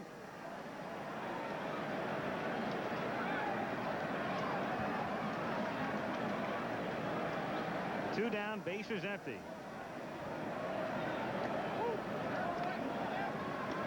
One and 0. Jim Morrison on the line at third base, and not a bad idea with Orge hitting and a left-handed pitcher throwing a lot of breaking balls. Similar yesterday with Mullenix on the line. And there's an example right there that Orge can pull the ball, so you're trying to prevent the double. Baseball, however, baseball's obsession with guarding the line is not as much in vogue nowadays as it once was. And it's for the better. They used to do it with everybody. Yeah. You have a guy that's throwing bounding balls in the hole and you're playing the line, and then the next guy comes up and hits a 2-run home run and you lose. But the combination of Frank Tanana throwing a lot of change-ups and curveballs, saying similar to Flanagan throwing a lot of curveballs yesterday, and Mullenix made a fine play on a ball that saved the game only to have it delayed and Detroit winning a little later on. 1-2 pitch is a strikeout, and it's all Heath can do to come up with the ball, and the Jays get a break. So strikeout number 8 turns out to be a Pyrrhic one for Frank Tanana, because Orge is on and Moore's coming up. Well, in a close ball game like this, you see a play like that, it's probably too early to develop a thought. But you think of Mickey Owens back in the 1941 series. Or John, of course, it could be harmless because, after all, it is 2 outs. But you want to get your outs while you can. That ball did bounce in the dirt, so it'll be a strikeout, the 8th of the ball game, and a wild pitch Mike Heath's really had a tough year. He and Matt Noakes both have had tough years defensively because of the types of pitchers that Roger Craig left behind when he went to the San Francisco Giants. Roger, the pitching coach here, and now the Giants lead the National League in wild pitches. Moore swung on and missed. Of course, to amplify that, the reason is the split-fingered fastball. As you said, Jack Morris having a pretty good year, 18 and 11. Gutsy game yesterday. 39 home runs, 24 wild pitches, but that's because he throws that split-finger fastball at about 80-some miles per hour. And when it goes down in a hurry.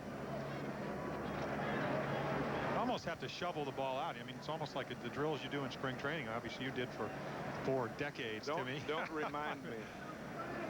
2 out, Orge at first.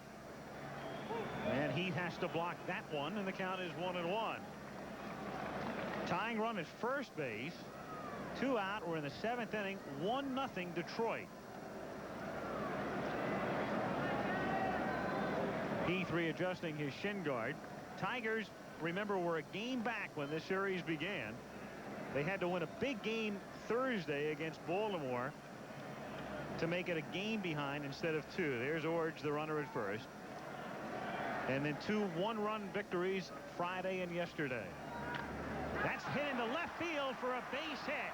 Gibson will cut it off near the line and hold Orge at second.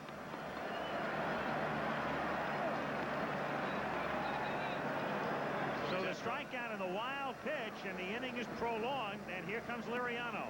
Maybe. Almost like he does not know how to pitch to Charlie Moore. He's got the single up the middle. He walked him on 4 pitches, and there I just figured throw a fastball away, and Moore jumped on it. Sometimes the number of outs determine whether you're going to take an extra base. It's really no advantage for Orge to be on third base, taking a chance that Gibson will go to third. But had he kept going, there's a pretty good shot that Gibson still would have gone to second base to keep the go-ahead runoff second. But with 2 outs, no sense in taking that chance. Tiger bullpen will get busy, and Dickie Knowles is one of those who gets up. Liriano, the switch-hitting second baseman. It's a chopper foul, and the count is 0-1.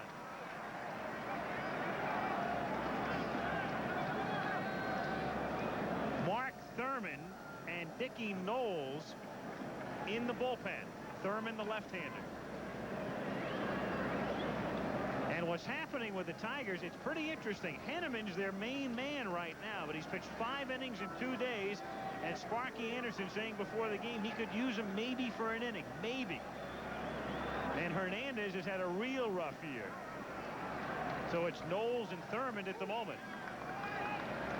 1-1. This could get very interesting as we proceed here. Well, what could happen is that Sparky will say we are really managed differently than what he talked about in the interview. He might manage for tomorrow. The situation presents itself. Precisely.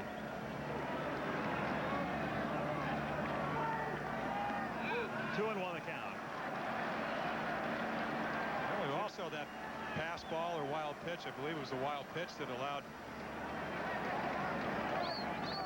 the runner to get down to first. What it does is it makes Tanana throw more pitches, so that's going to affect him in the 8th and 9th inning. 2-1 is grounded to short. Trammell to Whitaker. Tanana works out of it. No runs, 1 hit, and the frustrated Blue Jays leave 2 more. They've stranded 7. Charlie Moore makes it close. As we said, a former right fielder with the Brewers can run very well for a catcher. Just barely got him for the 3rd out. That's the way it looked at 3:30. Look at where the shadow line was. And then at 4 o'clock, it looked like that. And then at about 4:30 Eastern time, that was the scene.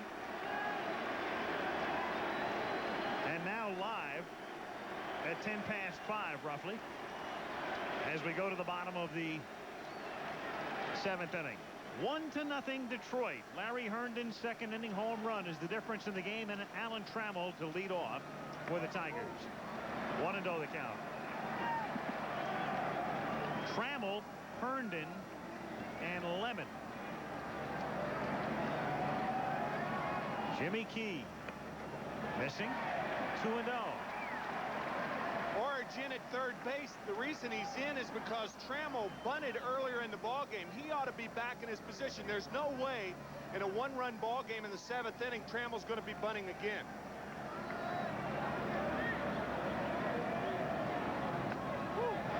Where'd that miss? 3-0. Sometimes that's the advantage, and he might be the MVP. Maybe.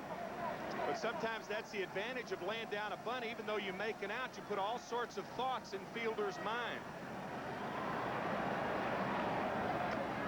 And that's ball 4. So Trammell draws a leadoff walk in the bottom of the 7th, and Larry Herndon comes to the plate.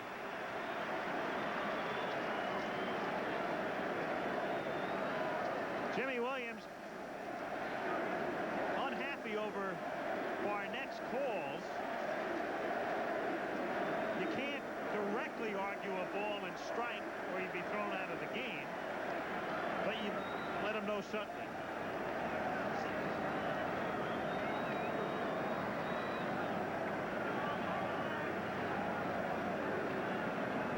A lot of options if you're Sparky Anderson. Trammell can run 21 out of 23 attempts for stolen bases. Probably be more if he hadn't had the groin pull and the little bit of a hamstring problem. And now the Herndon is ahead in the count, so that negates the pitch out for the most part. It takes a lot of courage to pitch out and run the count to 2-0. Here comes Jimmy Williams out to talk about that. And they shuffle around in the Blue Jay bullpen, and the forgotten man Tom Henke, who has not pitched since last Sunday, and the reason is that Williams likes Henke to work normally when they have the lead, and exclusively in fact when they have the lead, but there's no lead to protect if you don't win this one. Well, I asked him yesterday with the bases loaded, instead of bringing in Eichhorn, did you ever think about bringing in Henke? Didn't want to even talk to me about it. I said, not to second guess you, but did you ever think about bringing him in just to get out of the inning and then go with one of the other pitchers? That's a question he had to answer a lot yesterday. I understood that.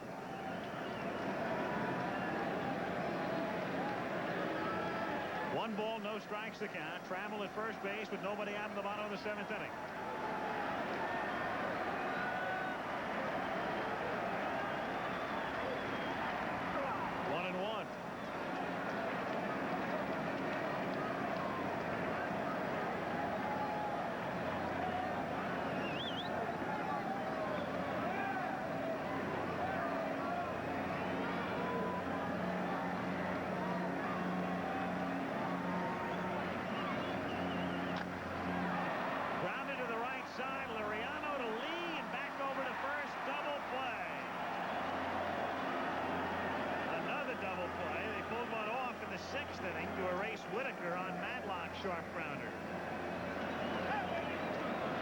Again, he goes with his strength, which is the sinker.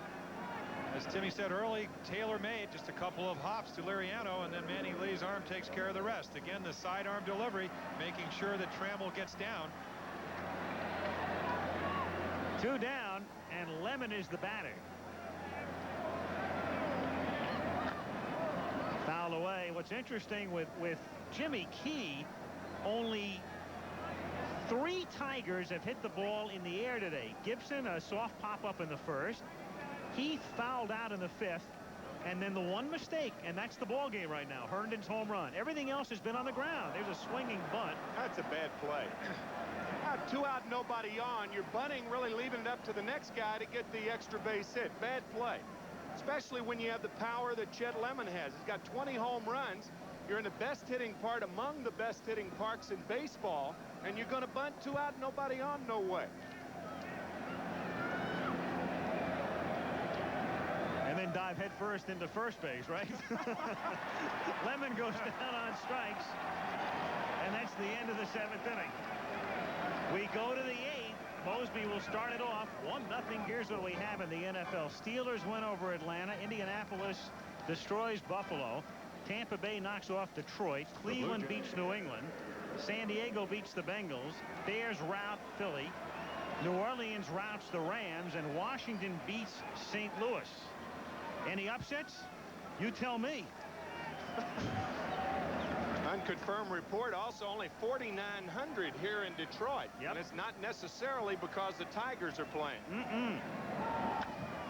As we start the 8th inning, Mosby singles to right field. And the new right fielder getting the ball back in is Scott Lusader, who takes over for Herndon. So Mosby with a single, tying run at first with nobody out, and Mosby with good speed, 38 steals.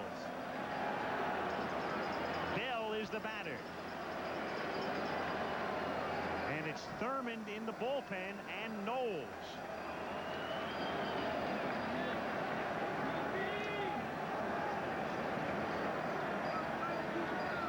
Mosby had 3 steals yesterday. 1-0. You can see how Tanana just quickens his motion with a runner on base. Now that is going to change your control a little bit unless you work on it in between, which I'm sure he has. But when you throw one way, and a guy like Mosby, and you're looking at him right now, he's only been thrown out 7 times. So 38 steals, only 7 caught stealings. To make you try to get to the plate a little bit quicker, and then you have a guy at the plate that's hit 47 home runs. In the air to center field as Tanana changed speeds enough to get Bell out in front, and Lemon makes the catch. So the Tigers are 5 outs away from the East. And Benitez is the hitter. Again, just knowing a fastball is going to come, and what do you get? The changeup, and where is it? Right on the corner. Reach for it. Left shoulder, it pulled out. You'll make a lunge swing, and the result is a fly ball, a weak fly ball to center field. Benitez struck out and grounded out twice. To the left side, and after 3 at-bats, that's really what you don't want to have. We talked about your approach earlier in the game. If you're going to make, as a right-handed hitter, an out against Tanana, you would prefer it to be made on the right side of the field, because then your approach is right. And now it's ideal. Benitez can go the other way, and with Evans holding Mosby at first, it's an ideal time to try to find the hole on the right side. Again, what it makes you do as a hitter is stay back. You have to make contact. You hit and run, start the runner. You have a guy that can handle the bat, hits the ball, as you said, very well to right field. And make him a better hitter. And hitting and pitching's adjusting too. And big league hitters, and the reason Benitez has been around so long and done such a good job is he can adjust. And he runs up to bunt, takes high, ball 2. Some adjustment. There again, it's not quite as bad as Chet Lemon trying to bunt with 2 out and nobody on, because you do move Mosby into scoring position. But the thinking behind things is you're leaving it up to the next guy. And here it is, the last game of the season, maybe 5 outs away for Detroit winning it, and to leave it up to the next guy is the wrong approach. The next guy is Barfield in this instance. Mosby is at first, 1 out, 8th inning, 1-0 Detroit. Mosby goes. It's low. The throw is not in time.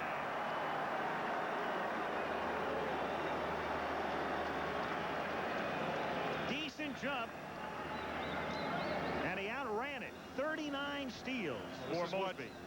It's not a great jump, but as you said, you can see what speed can do. Tanana holds him close. Heath makes a good throw, a little bit high. Mosby's going to be in safe anyway. Looked like he started to slide about halfway to second. Well, if you're going fast enough, you can get all the way to the base, Tim. I never quite understood that. Now the 3-0 pitch is a strike, and it's 3-1.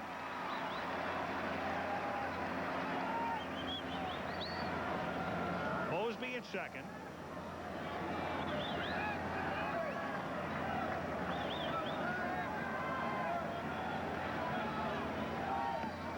And it's 3-2.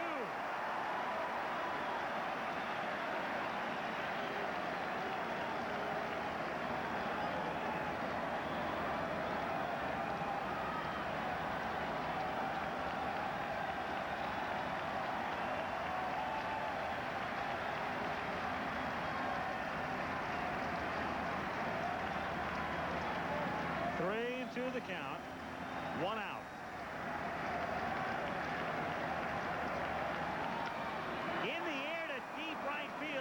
Lusader backs up and makes the catch, and Mosby tags late on his way and beats Trammell's relay. And Tanana backing up on the play alertly. So Benitez hits it hard, but Lusader is there, and then Mosby had to dart back, tag, and race to third. So he's 90 feet away, and Barfield comes up. And it does change the complexion. And we've seen a couple of wild pitches as you watch Lloyd tag up. Strong throw from Scott. You see Trammell cut it off and make the relay. Kind of a tentative relay because he doesn't want to throw the ball away. But what it does, it takes away the curveball. And we've seen a couple of curveballs bounce. We've seen a couple of pass balls, wild pitches. You just get the ball up a little bit when you throw the breaking ball. Barfield takes a strike.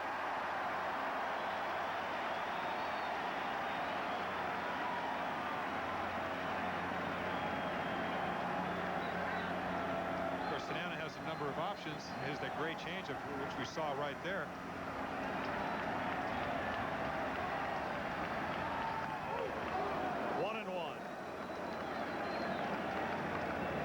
That Missouri fastball right there that show me that's about it. He's not going to get a fastball to hit inside.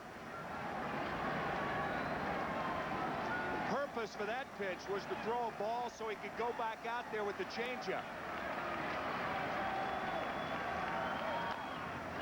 Squibber. Tanana has it. And they're 3 outs away.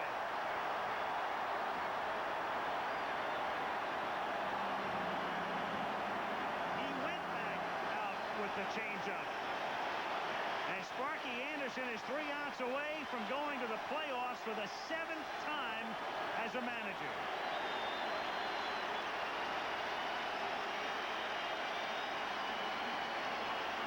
Ball club appreciates your fan support. To the bottom of the 8th we go.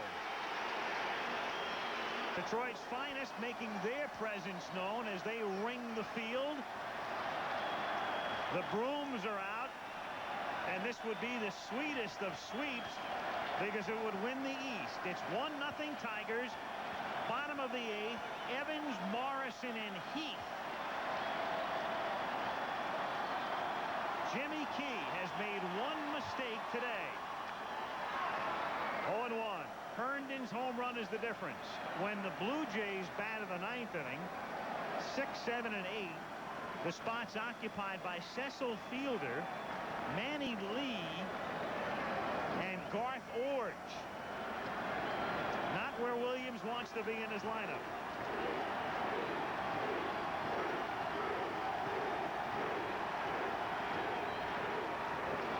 Two.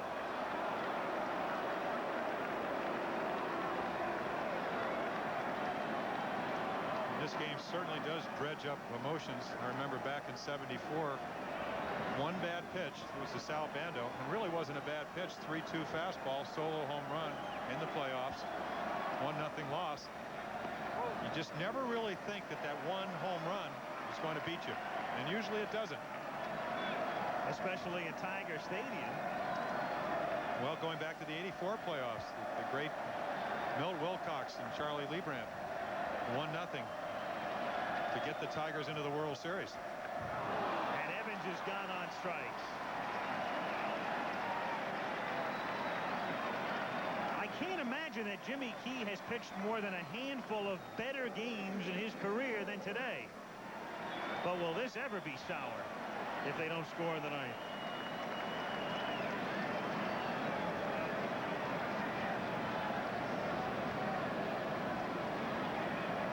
Key has given up 3 hits, 2 singles to Whitaker, and the Herndon homer.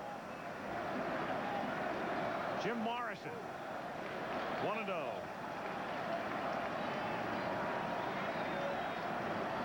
It's a good statement about this ballpark.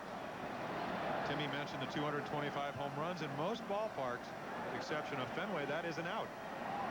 Fly ball high, hit high to left, and usually the left fielder comes in and catches that. Here in Tiger Stadium, it's a solo home run, which has put the Tigers in seems like a commanding lead the way Tanana's pitching.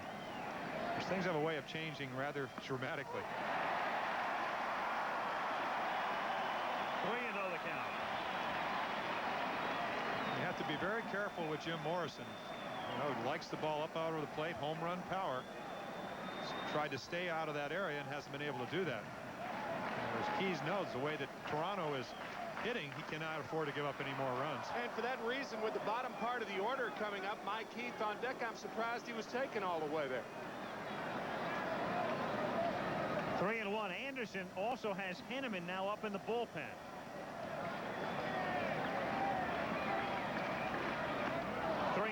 Mike Henneman can give him an inning. He worked 2 innings in relief Friday and then 3 innings yesterday to get the win.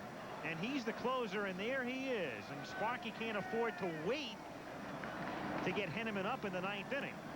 So he's got him up now in the bottom of the 8th just in case. And Morrison goes down swinging. 7 strikeouts for Jimmy Key. 2 gone.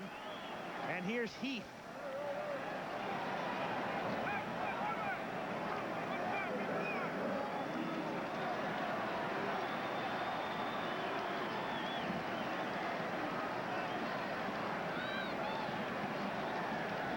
Heath 0 for 2.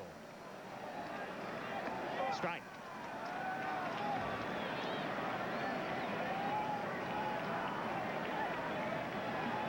The Tigers generally a consensus 4th or 5th place pick in preseason as the bat winds up in the area of Orge.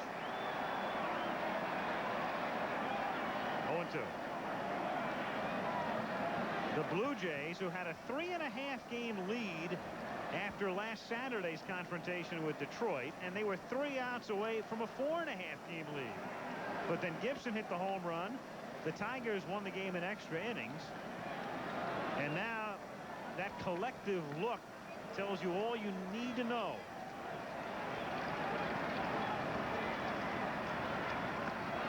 Heath is down on strikes, and Jimmy Key pitches a masterpiece. But what does it all mean? To the 9th in Detroit, Al Michaels, Jim Palmer, and Tim McCarver, 51,005. 3rd largest in Tiger history looking on and ready to do some celebrating. 1-0 Detroit, and for the Blue Jays, their 6, 7, and 8 hitters due up. Fielder, Lee, and Orge, 3 part-time players. The one thing about Fielder, good power. He has 14 home runs in 174 at-bats. Struck him out the last time on a fastball inside, but the first 2 times he hit the ball hard, once to right and then a base hit to left. So one of the few Toronto hitters that has really seemed to adjust.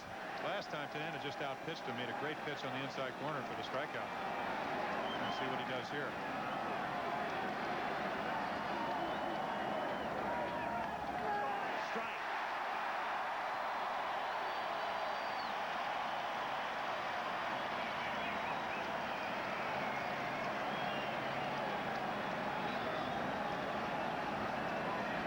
But checking the bullpen, Thurman and Henneman. 1-1. If you're a right-handed hitter, you're up there thinking that he's not going to throw you a pitch to hit on the inside part of the plate. You got to think away, which means the opposite way.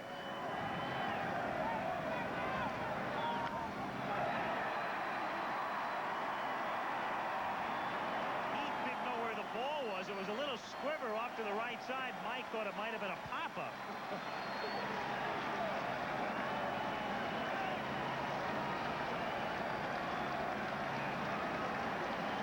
Pitchers and catchers are trained to get beat. If you're going to get beat with your best. And his best has been the change-up away and the curveball away.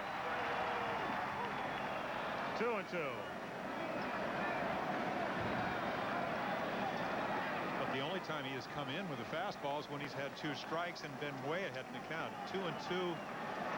Of course, you never know with Frank Tanana. He just mixed him up so well today that it's almost like he's like a chameleon. He can change his color depending on what the situation is. 3-2. You can read the pitches that Tanana's going to throw, at least the changeup, by the way Heath holds his glove. When he holds it down towards the dirt, it's going to be a changeup. Rick Dempsey used to do that. It's a giveaway, but obviously Toronto hasn't picked it up. As a hitter, it's kind of difficult to look behind you. 3-2.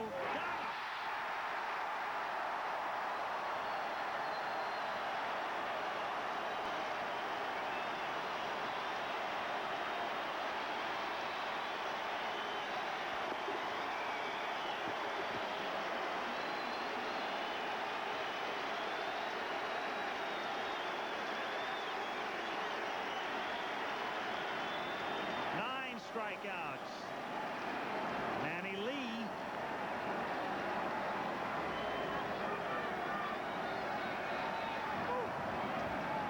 One and oh to draw Morrison in.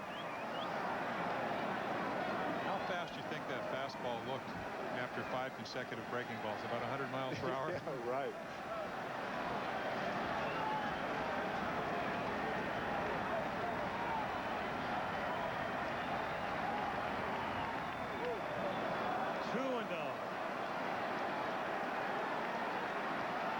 Tanana's always been a survivor. Went through 6 losing seasons. Adjusted. And he's trying to do it in his hometown.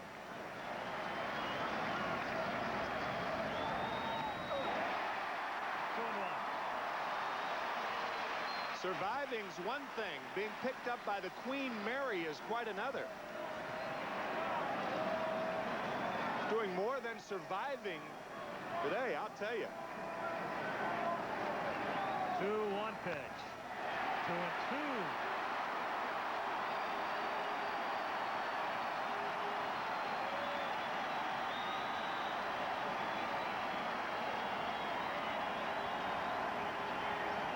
One out, bases empty, or John Deck.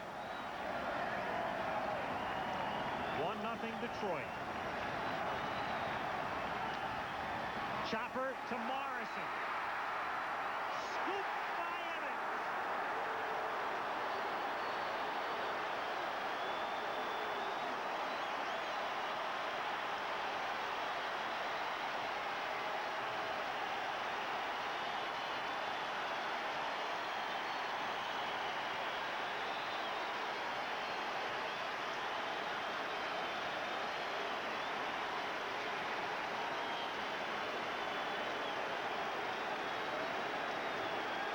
Two down, Orge is the batter.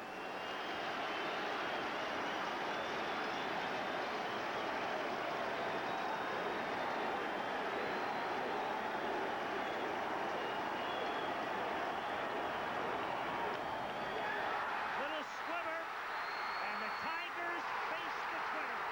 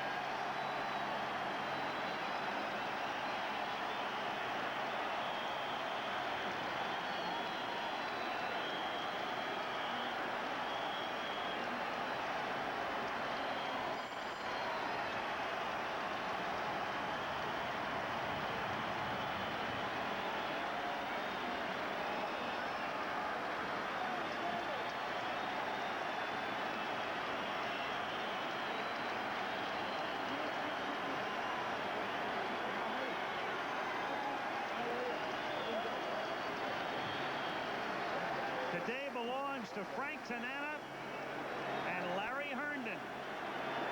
Next stop, Minneapolis. Detroit wins the East. It's Frank Tanana who's involved in the final out.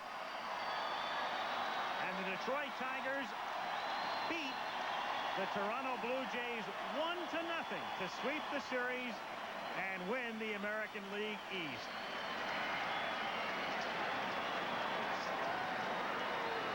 Next stop, Minneapolis. Playoffs open Wednesday night at the Metrodome. Frank Tanana is with us. Frank, congratulations, and just share your thoughts with us at the moment right now. Well, I'll tell you, I'm having a hard time hearing you. Thank you very much. Share your thoughts right now with us. Well, you know, my thoughts right now is that I'm so very thankful. First of all, I'd like to give the praise and all the glory to my Lord and Savior, Jesus Christ. And I'm just so excited for, you know, not only myself, but all the guys that I played with. We've just battled all year long and have played great ball and got contributions from really the whole team. What sort of feeling did you have as you came to the ballpark today? Well, I'll tell you, right after church, it was just the feeling that I knew what I wanted to do. I've had good success against Toronto, and it was just a matter of, I think the twilight helped and had a pretty good sinker screwball. Frank, have you ever had to pitch a bigger game? Well, you know, Jim, when you get my age, everyone's the big thing. Because when you stink, you're done. You know what I mean? Yes, I can relate to that. Let me ask you a question. When you had the problems, you had about 7 or 8 starts where you struggled. Oh, what got you back on track? Well, I'll tell you, Billy told me 2 or 3 starts before it sunk into my head that I really had gotten into a bad habit of throwing too much across my body. My curveball was flat, and it took away really a lot of movement. So I moved my arm over the top, and it was really a mechanical thing. Did you throw a harder pitch today than the 3-2 fastball to Fielder in the 9th inning? I don't know how he missed it. I don't think it was that hard, but I think the shadows got him. If I'd have registered 78, that was it. But then again, you're right. That probably was the hardest pitch all day. But that was kind of your game plan, right? I mean, to stay away from the right-handed hitters with a lot of changeups and curveballs and show them something inside off the plate. Well, that's really my style. That's the way I'm going to pitch, and you got to go with what got you here, and that's the way we did it. And boy, I'll tell you, Toronto, you know, they've got nothing to be ashamed of. They're a great club, and somebody had to win it and somebody had to lose it. But boy, I'd really like to pay tribute to them. They had a great year. Chemistry is an overused word, but it's one that Sparky loves to describe the success of this ball club. How do you put it into words? Well, I'll tell you, I just a contribution, no stars. Full team effort, a lot of character. You know, they buried us before the season started. They buried us after we opened up 11-19. But no, Sparky did, and he did a great job of managing, and, you know, everybody contributed. Nobody got down, and, you know, it's cliches, but it was so true. Everybody pulled hard, and, you know, this is what happens. Well, the Tigers won it by a score of 1-0. And then it's on to the playoffs. And has Sparky indicated to you, final question, Frank, which game you would pitch in the playoffs? Ha!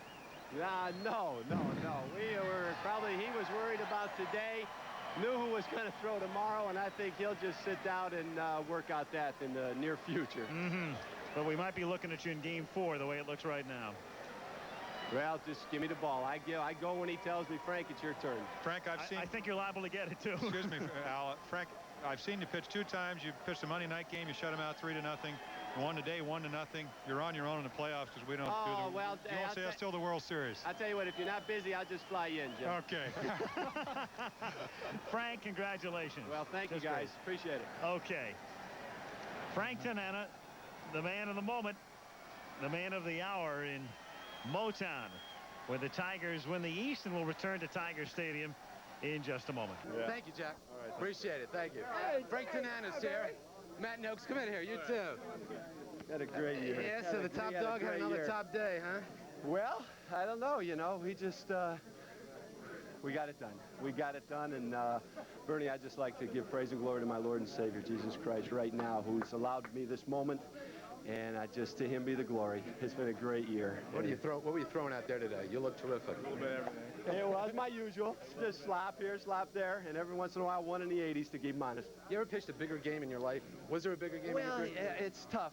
Back then I thought it was, but nothing I don't think can compare to this one. This one has just been, it's special. It really is. I mean, you got this young guy here, 30-some home runs this year. What a year he Not had. bad for a first year, huh? It's hard to describe the feeling that we're having right now. We're just all real happy. It's great. On to Minnesota. Emotionally, though, you guys, 7 tough one-run games. 2 days off will help you, definitely. That's right. We have a day off to think about it here and there, but we're just going to enjoy right now. Enjoy the victory. That's for sure. You know, Toronto got a great team, too. You know, somebody had to win it. Somebody had to lose it. They played hard. 7 one-run games, like you said, Bernie, they've got nothing to be ashamed of. And they'll rip them because that's the way, you know, we seem to do it to the people that don't succeed, but they're winners. Okay. They really are. Frank, thank you. Okay. Congratulations. Thank you, Bernie. Great Thanks. job. Matt, thank you. Bill Madlock is here. Well, not bad, huh? With the Dodgers, where'd they finish this year? Well, like I said, this has been a really enjoyable week because I started out in last place. Same thing in '79. We went up winning and hope I can do the same thing, win the World Series. You compared this team to the Pirates team. You said there are similarities, but there are differences, too. They're different, you know, especially with, you know, Sparky and Chuck is basically alike. But this team, with their starting pitchers and the comeback attitude they got, they never say die, you know, that's outstanding. When you came to this team, did you think, was there a chance? Well, when I came to this team, I looked at the other teams. And you look at Toronto, you look at New York, you look at Milwaukee, and I said you can win 90-some games and still finish in 4th place, which a couple of teams did. But knowing this, you know, after we got into the second part of the season, the way we played, I figured we had a good shot. Had a terrific year so far. Playoffs coming up. Minnesota, a couple days off. That'll help you get you guys back. Right, because right now I'm just physically drained just from watching it. It's tough being a DH and watching those guys play, but they did an outstanding job. Okay. Bill, thank you. Thank you. Appreciate it. This is Bill Madlock here before. Owner Tom Monahan has just come in. This is better than making pizzas, I know, huh? I don't know. It's my heart isn't doing very well. 3 times, 84, now back in 87 here. A couple more of these celebrations, you'll be being all hat at this. Never. When Sparky said this was the best team he had, when they were 11 and 19, what was going through your mind? You really didn't say a whole lot during the season. Well, I thought we were a good team, but you know, 11 and 19 is pretty rough. 7 one-run games against Toronto. I mean, they definitely proved they are the best team. They sure did it under pressure. Boy, we had something going for us. There was about 50 times in each one of these games that it could have went one way or the other, and it's just too scary. Louise Kaline was sitting with us, and she was crying like a baby from the 7th inning on. She just couldn't take it.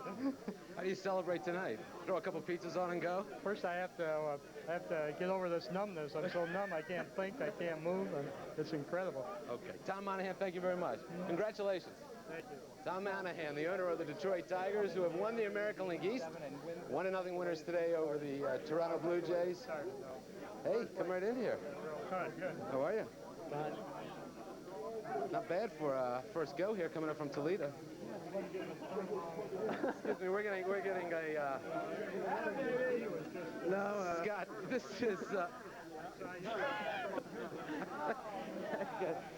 Scott, this you're sitting down at Toledo about a month ago. Do you think you'd be in a locker room like this? No, I never imagined I'd even be here. I was expecting to go home, and when they called me up, that was a thrill enough. And to be in the middle of a pennant race and to actually win the division, I won't wake up for another few months. Sparky said he wasn't even going to use you guys. You make a great catch on Friday night. You play terrific baseball for him. It's too bad no playoffs, no World Series. Well, this was my World Series, so just got to, you know, root the guys on and hopefully they can go all the way. When you guys got together, when you came here, did you feel this team was going to have that run in September when you came up and saw them? Well, when I got here, we were at first. We were right about there, and, you know, we knew they had a good team, and to come back from a slow start like they did was, you know, it's a pretty tough accomplishment, so we won. You sure did. Nice job, Scott. Thank you. Ladies and gentlemen, stepping into our booth. Hi, Bernie. Well. Good feeling. A little hoarse right now, but very excited. Baby last week, this. I'm telling you, we want to go to Vegas with me or something? Certainly, I'd love to, but in a couple more weeks. We've got a little work to do, but right now we've had some intense games, the last 7 games with Toronto. Mentally, we're a little bit tired. We'll be ready on Wednesday, but right now it's just time to celebrate. Jimmy Key pitched a great ball game today. He certainly did, and so did Flanagan yesterday, but Frankie pitched better today, and he's been up for it. He's pitched some very good ball games against the Blue Jays. I'll tell you, it's tough to see in the twilight. That had something to do with it, but those guys made the pitches when they had to, and thank goodness for Larry's home run. I never would have expected to have 3 games like this. Last week was so incredible. I said, there's no way we'll have any more games like that. We did. They were incredible. What are you going to do for 2 days just to get down from all of this? Well, I'll tell you what, I'm going to enjoy being with my wife and my little daughter. But I'm going to be pumped up for Wednesday, no question about it. I really haven't even started thinking about it because of the last week and all the tightness and the super games that I'm just trying to enjoy it. All right. Alan, you've had a great year. Thank you very much, man. Appreciate it. Alan Trammell. We're going to take a quick break. We'll come right back here to Tigers locker room, the American League East champions. How do you believe it? What a comeback. And try to attain that goal. This series against Toronto, can the World Series, the playoffs be better?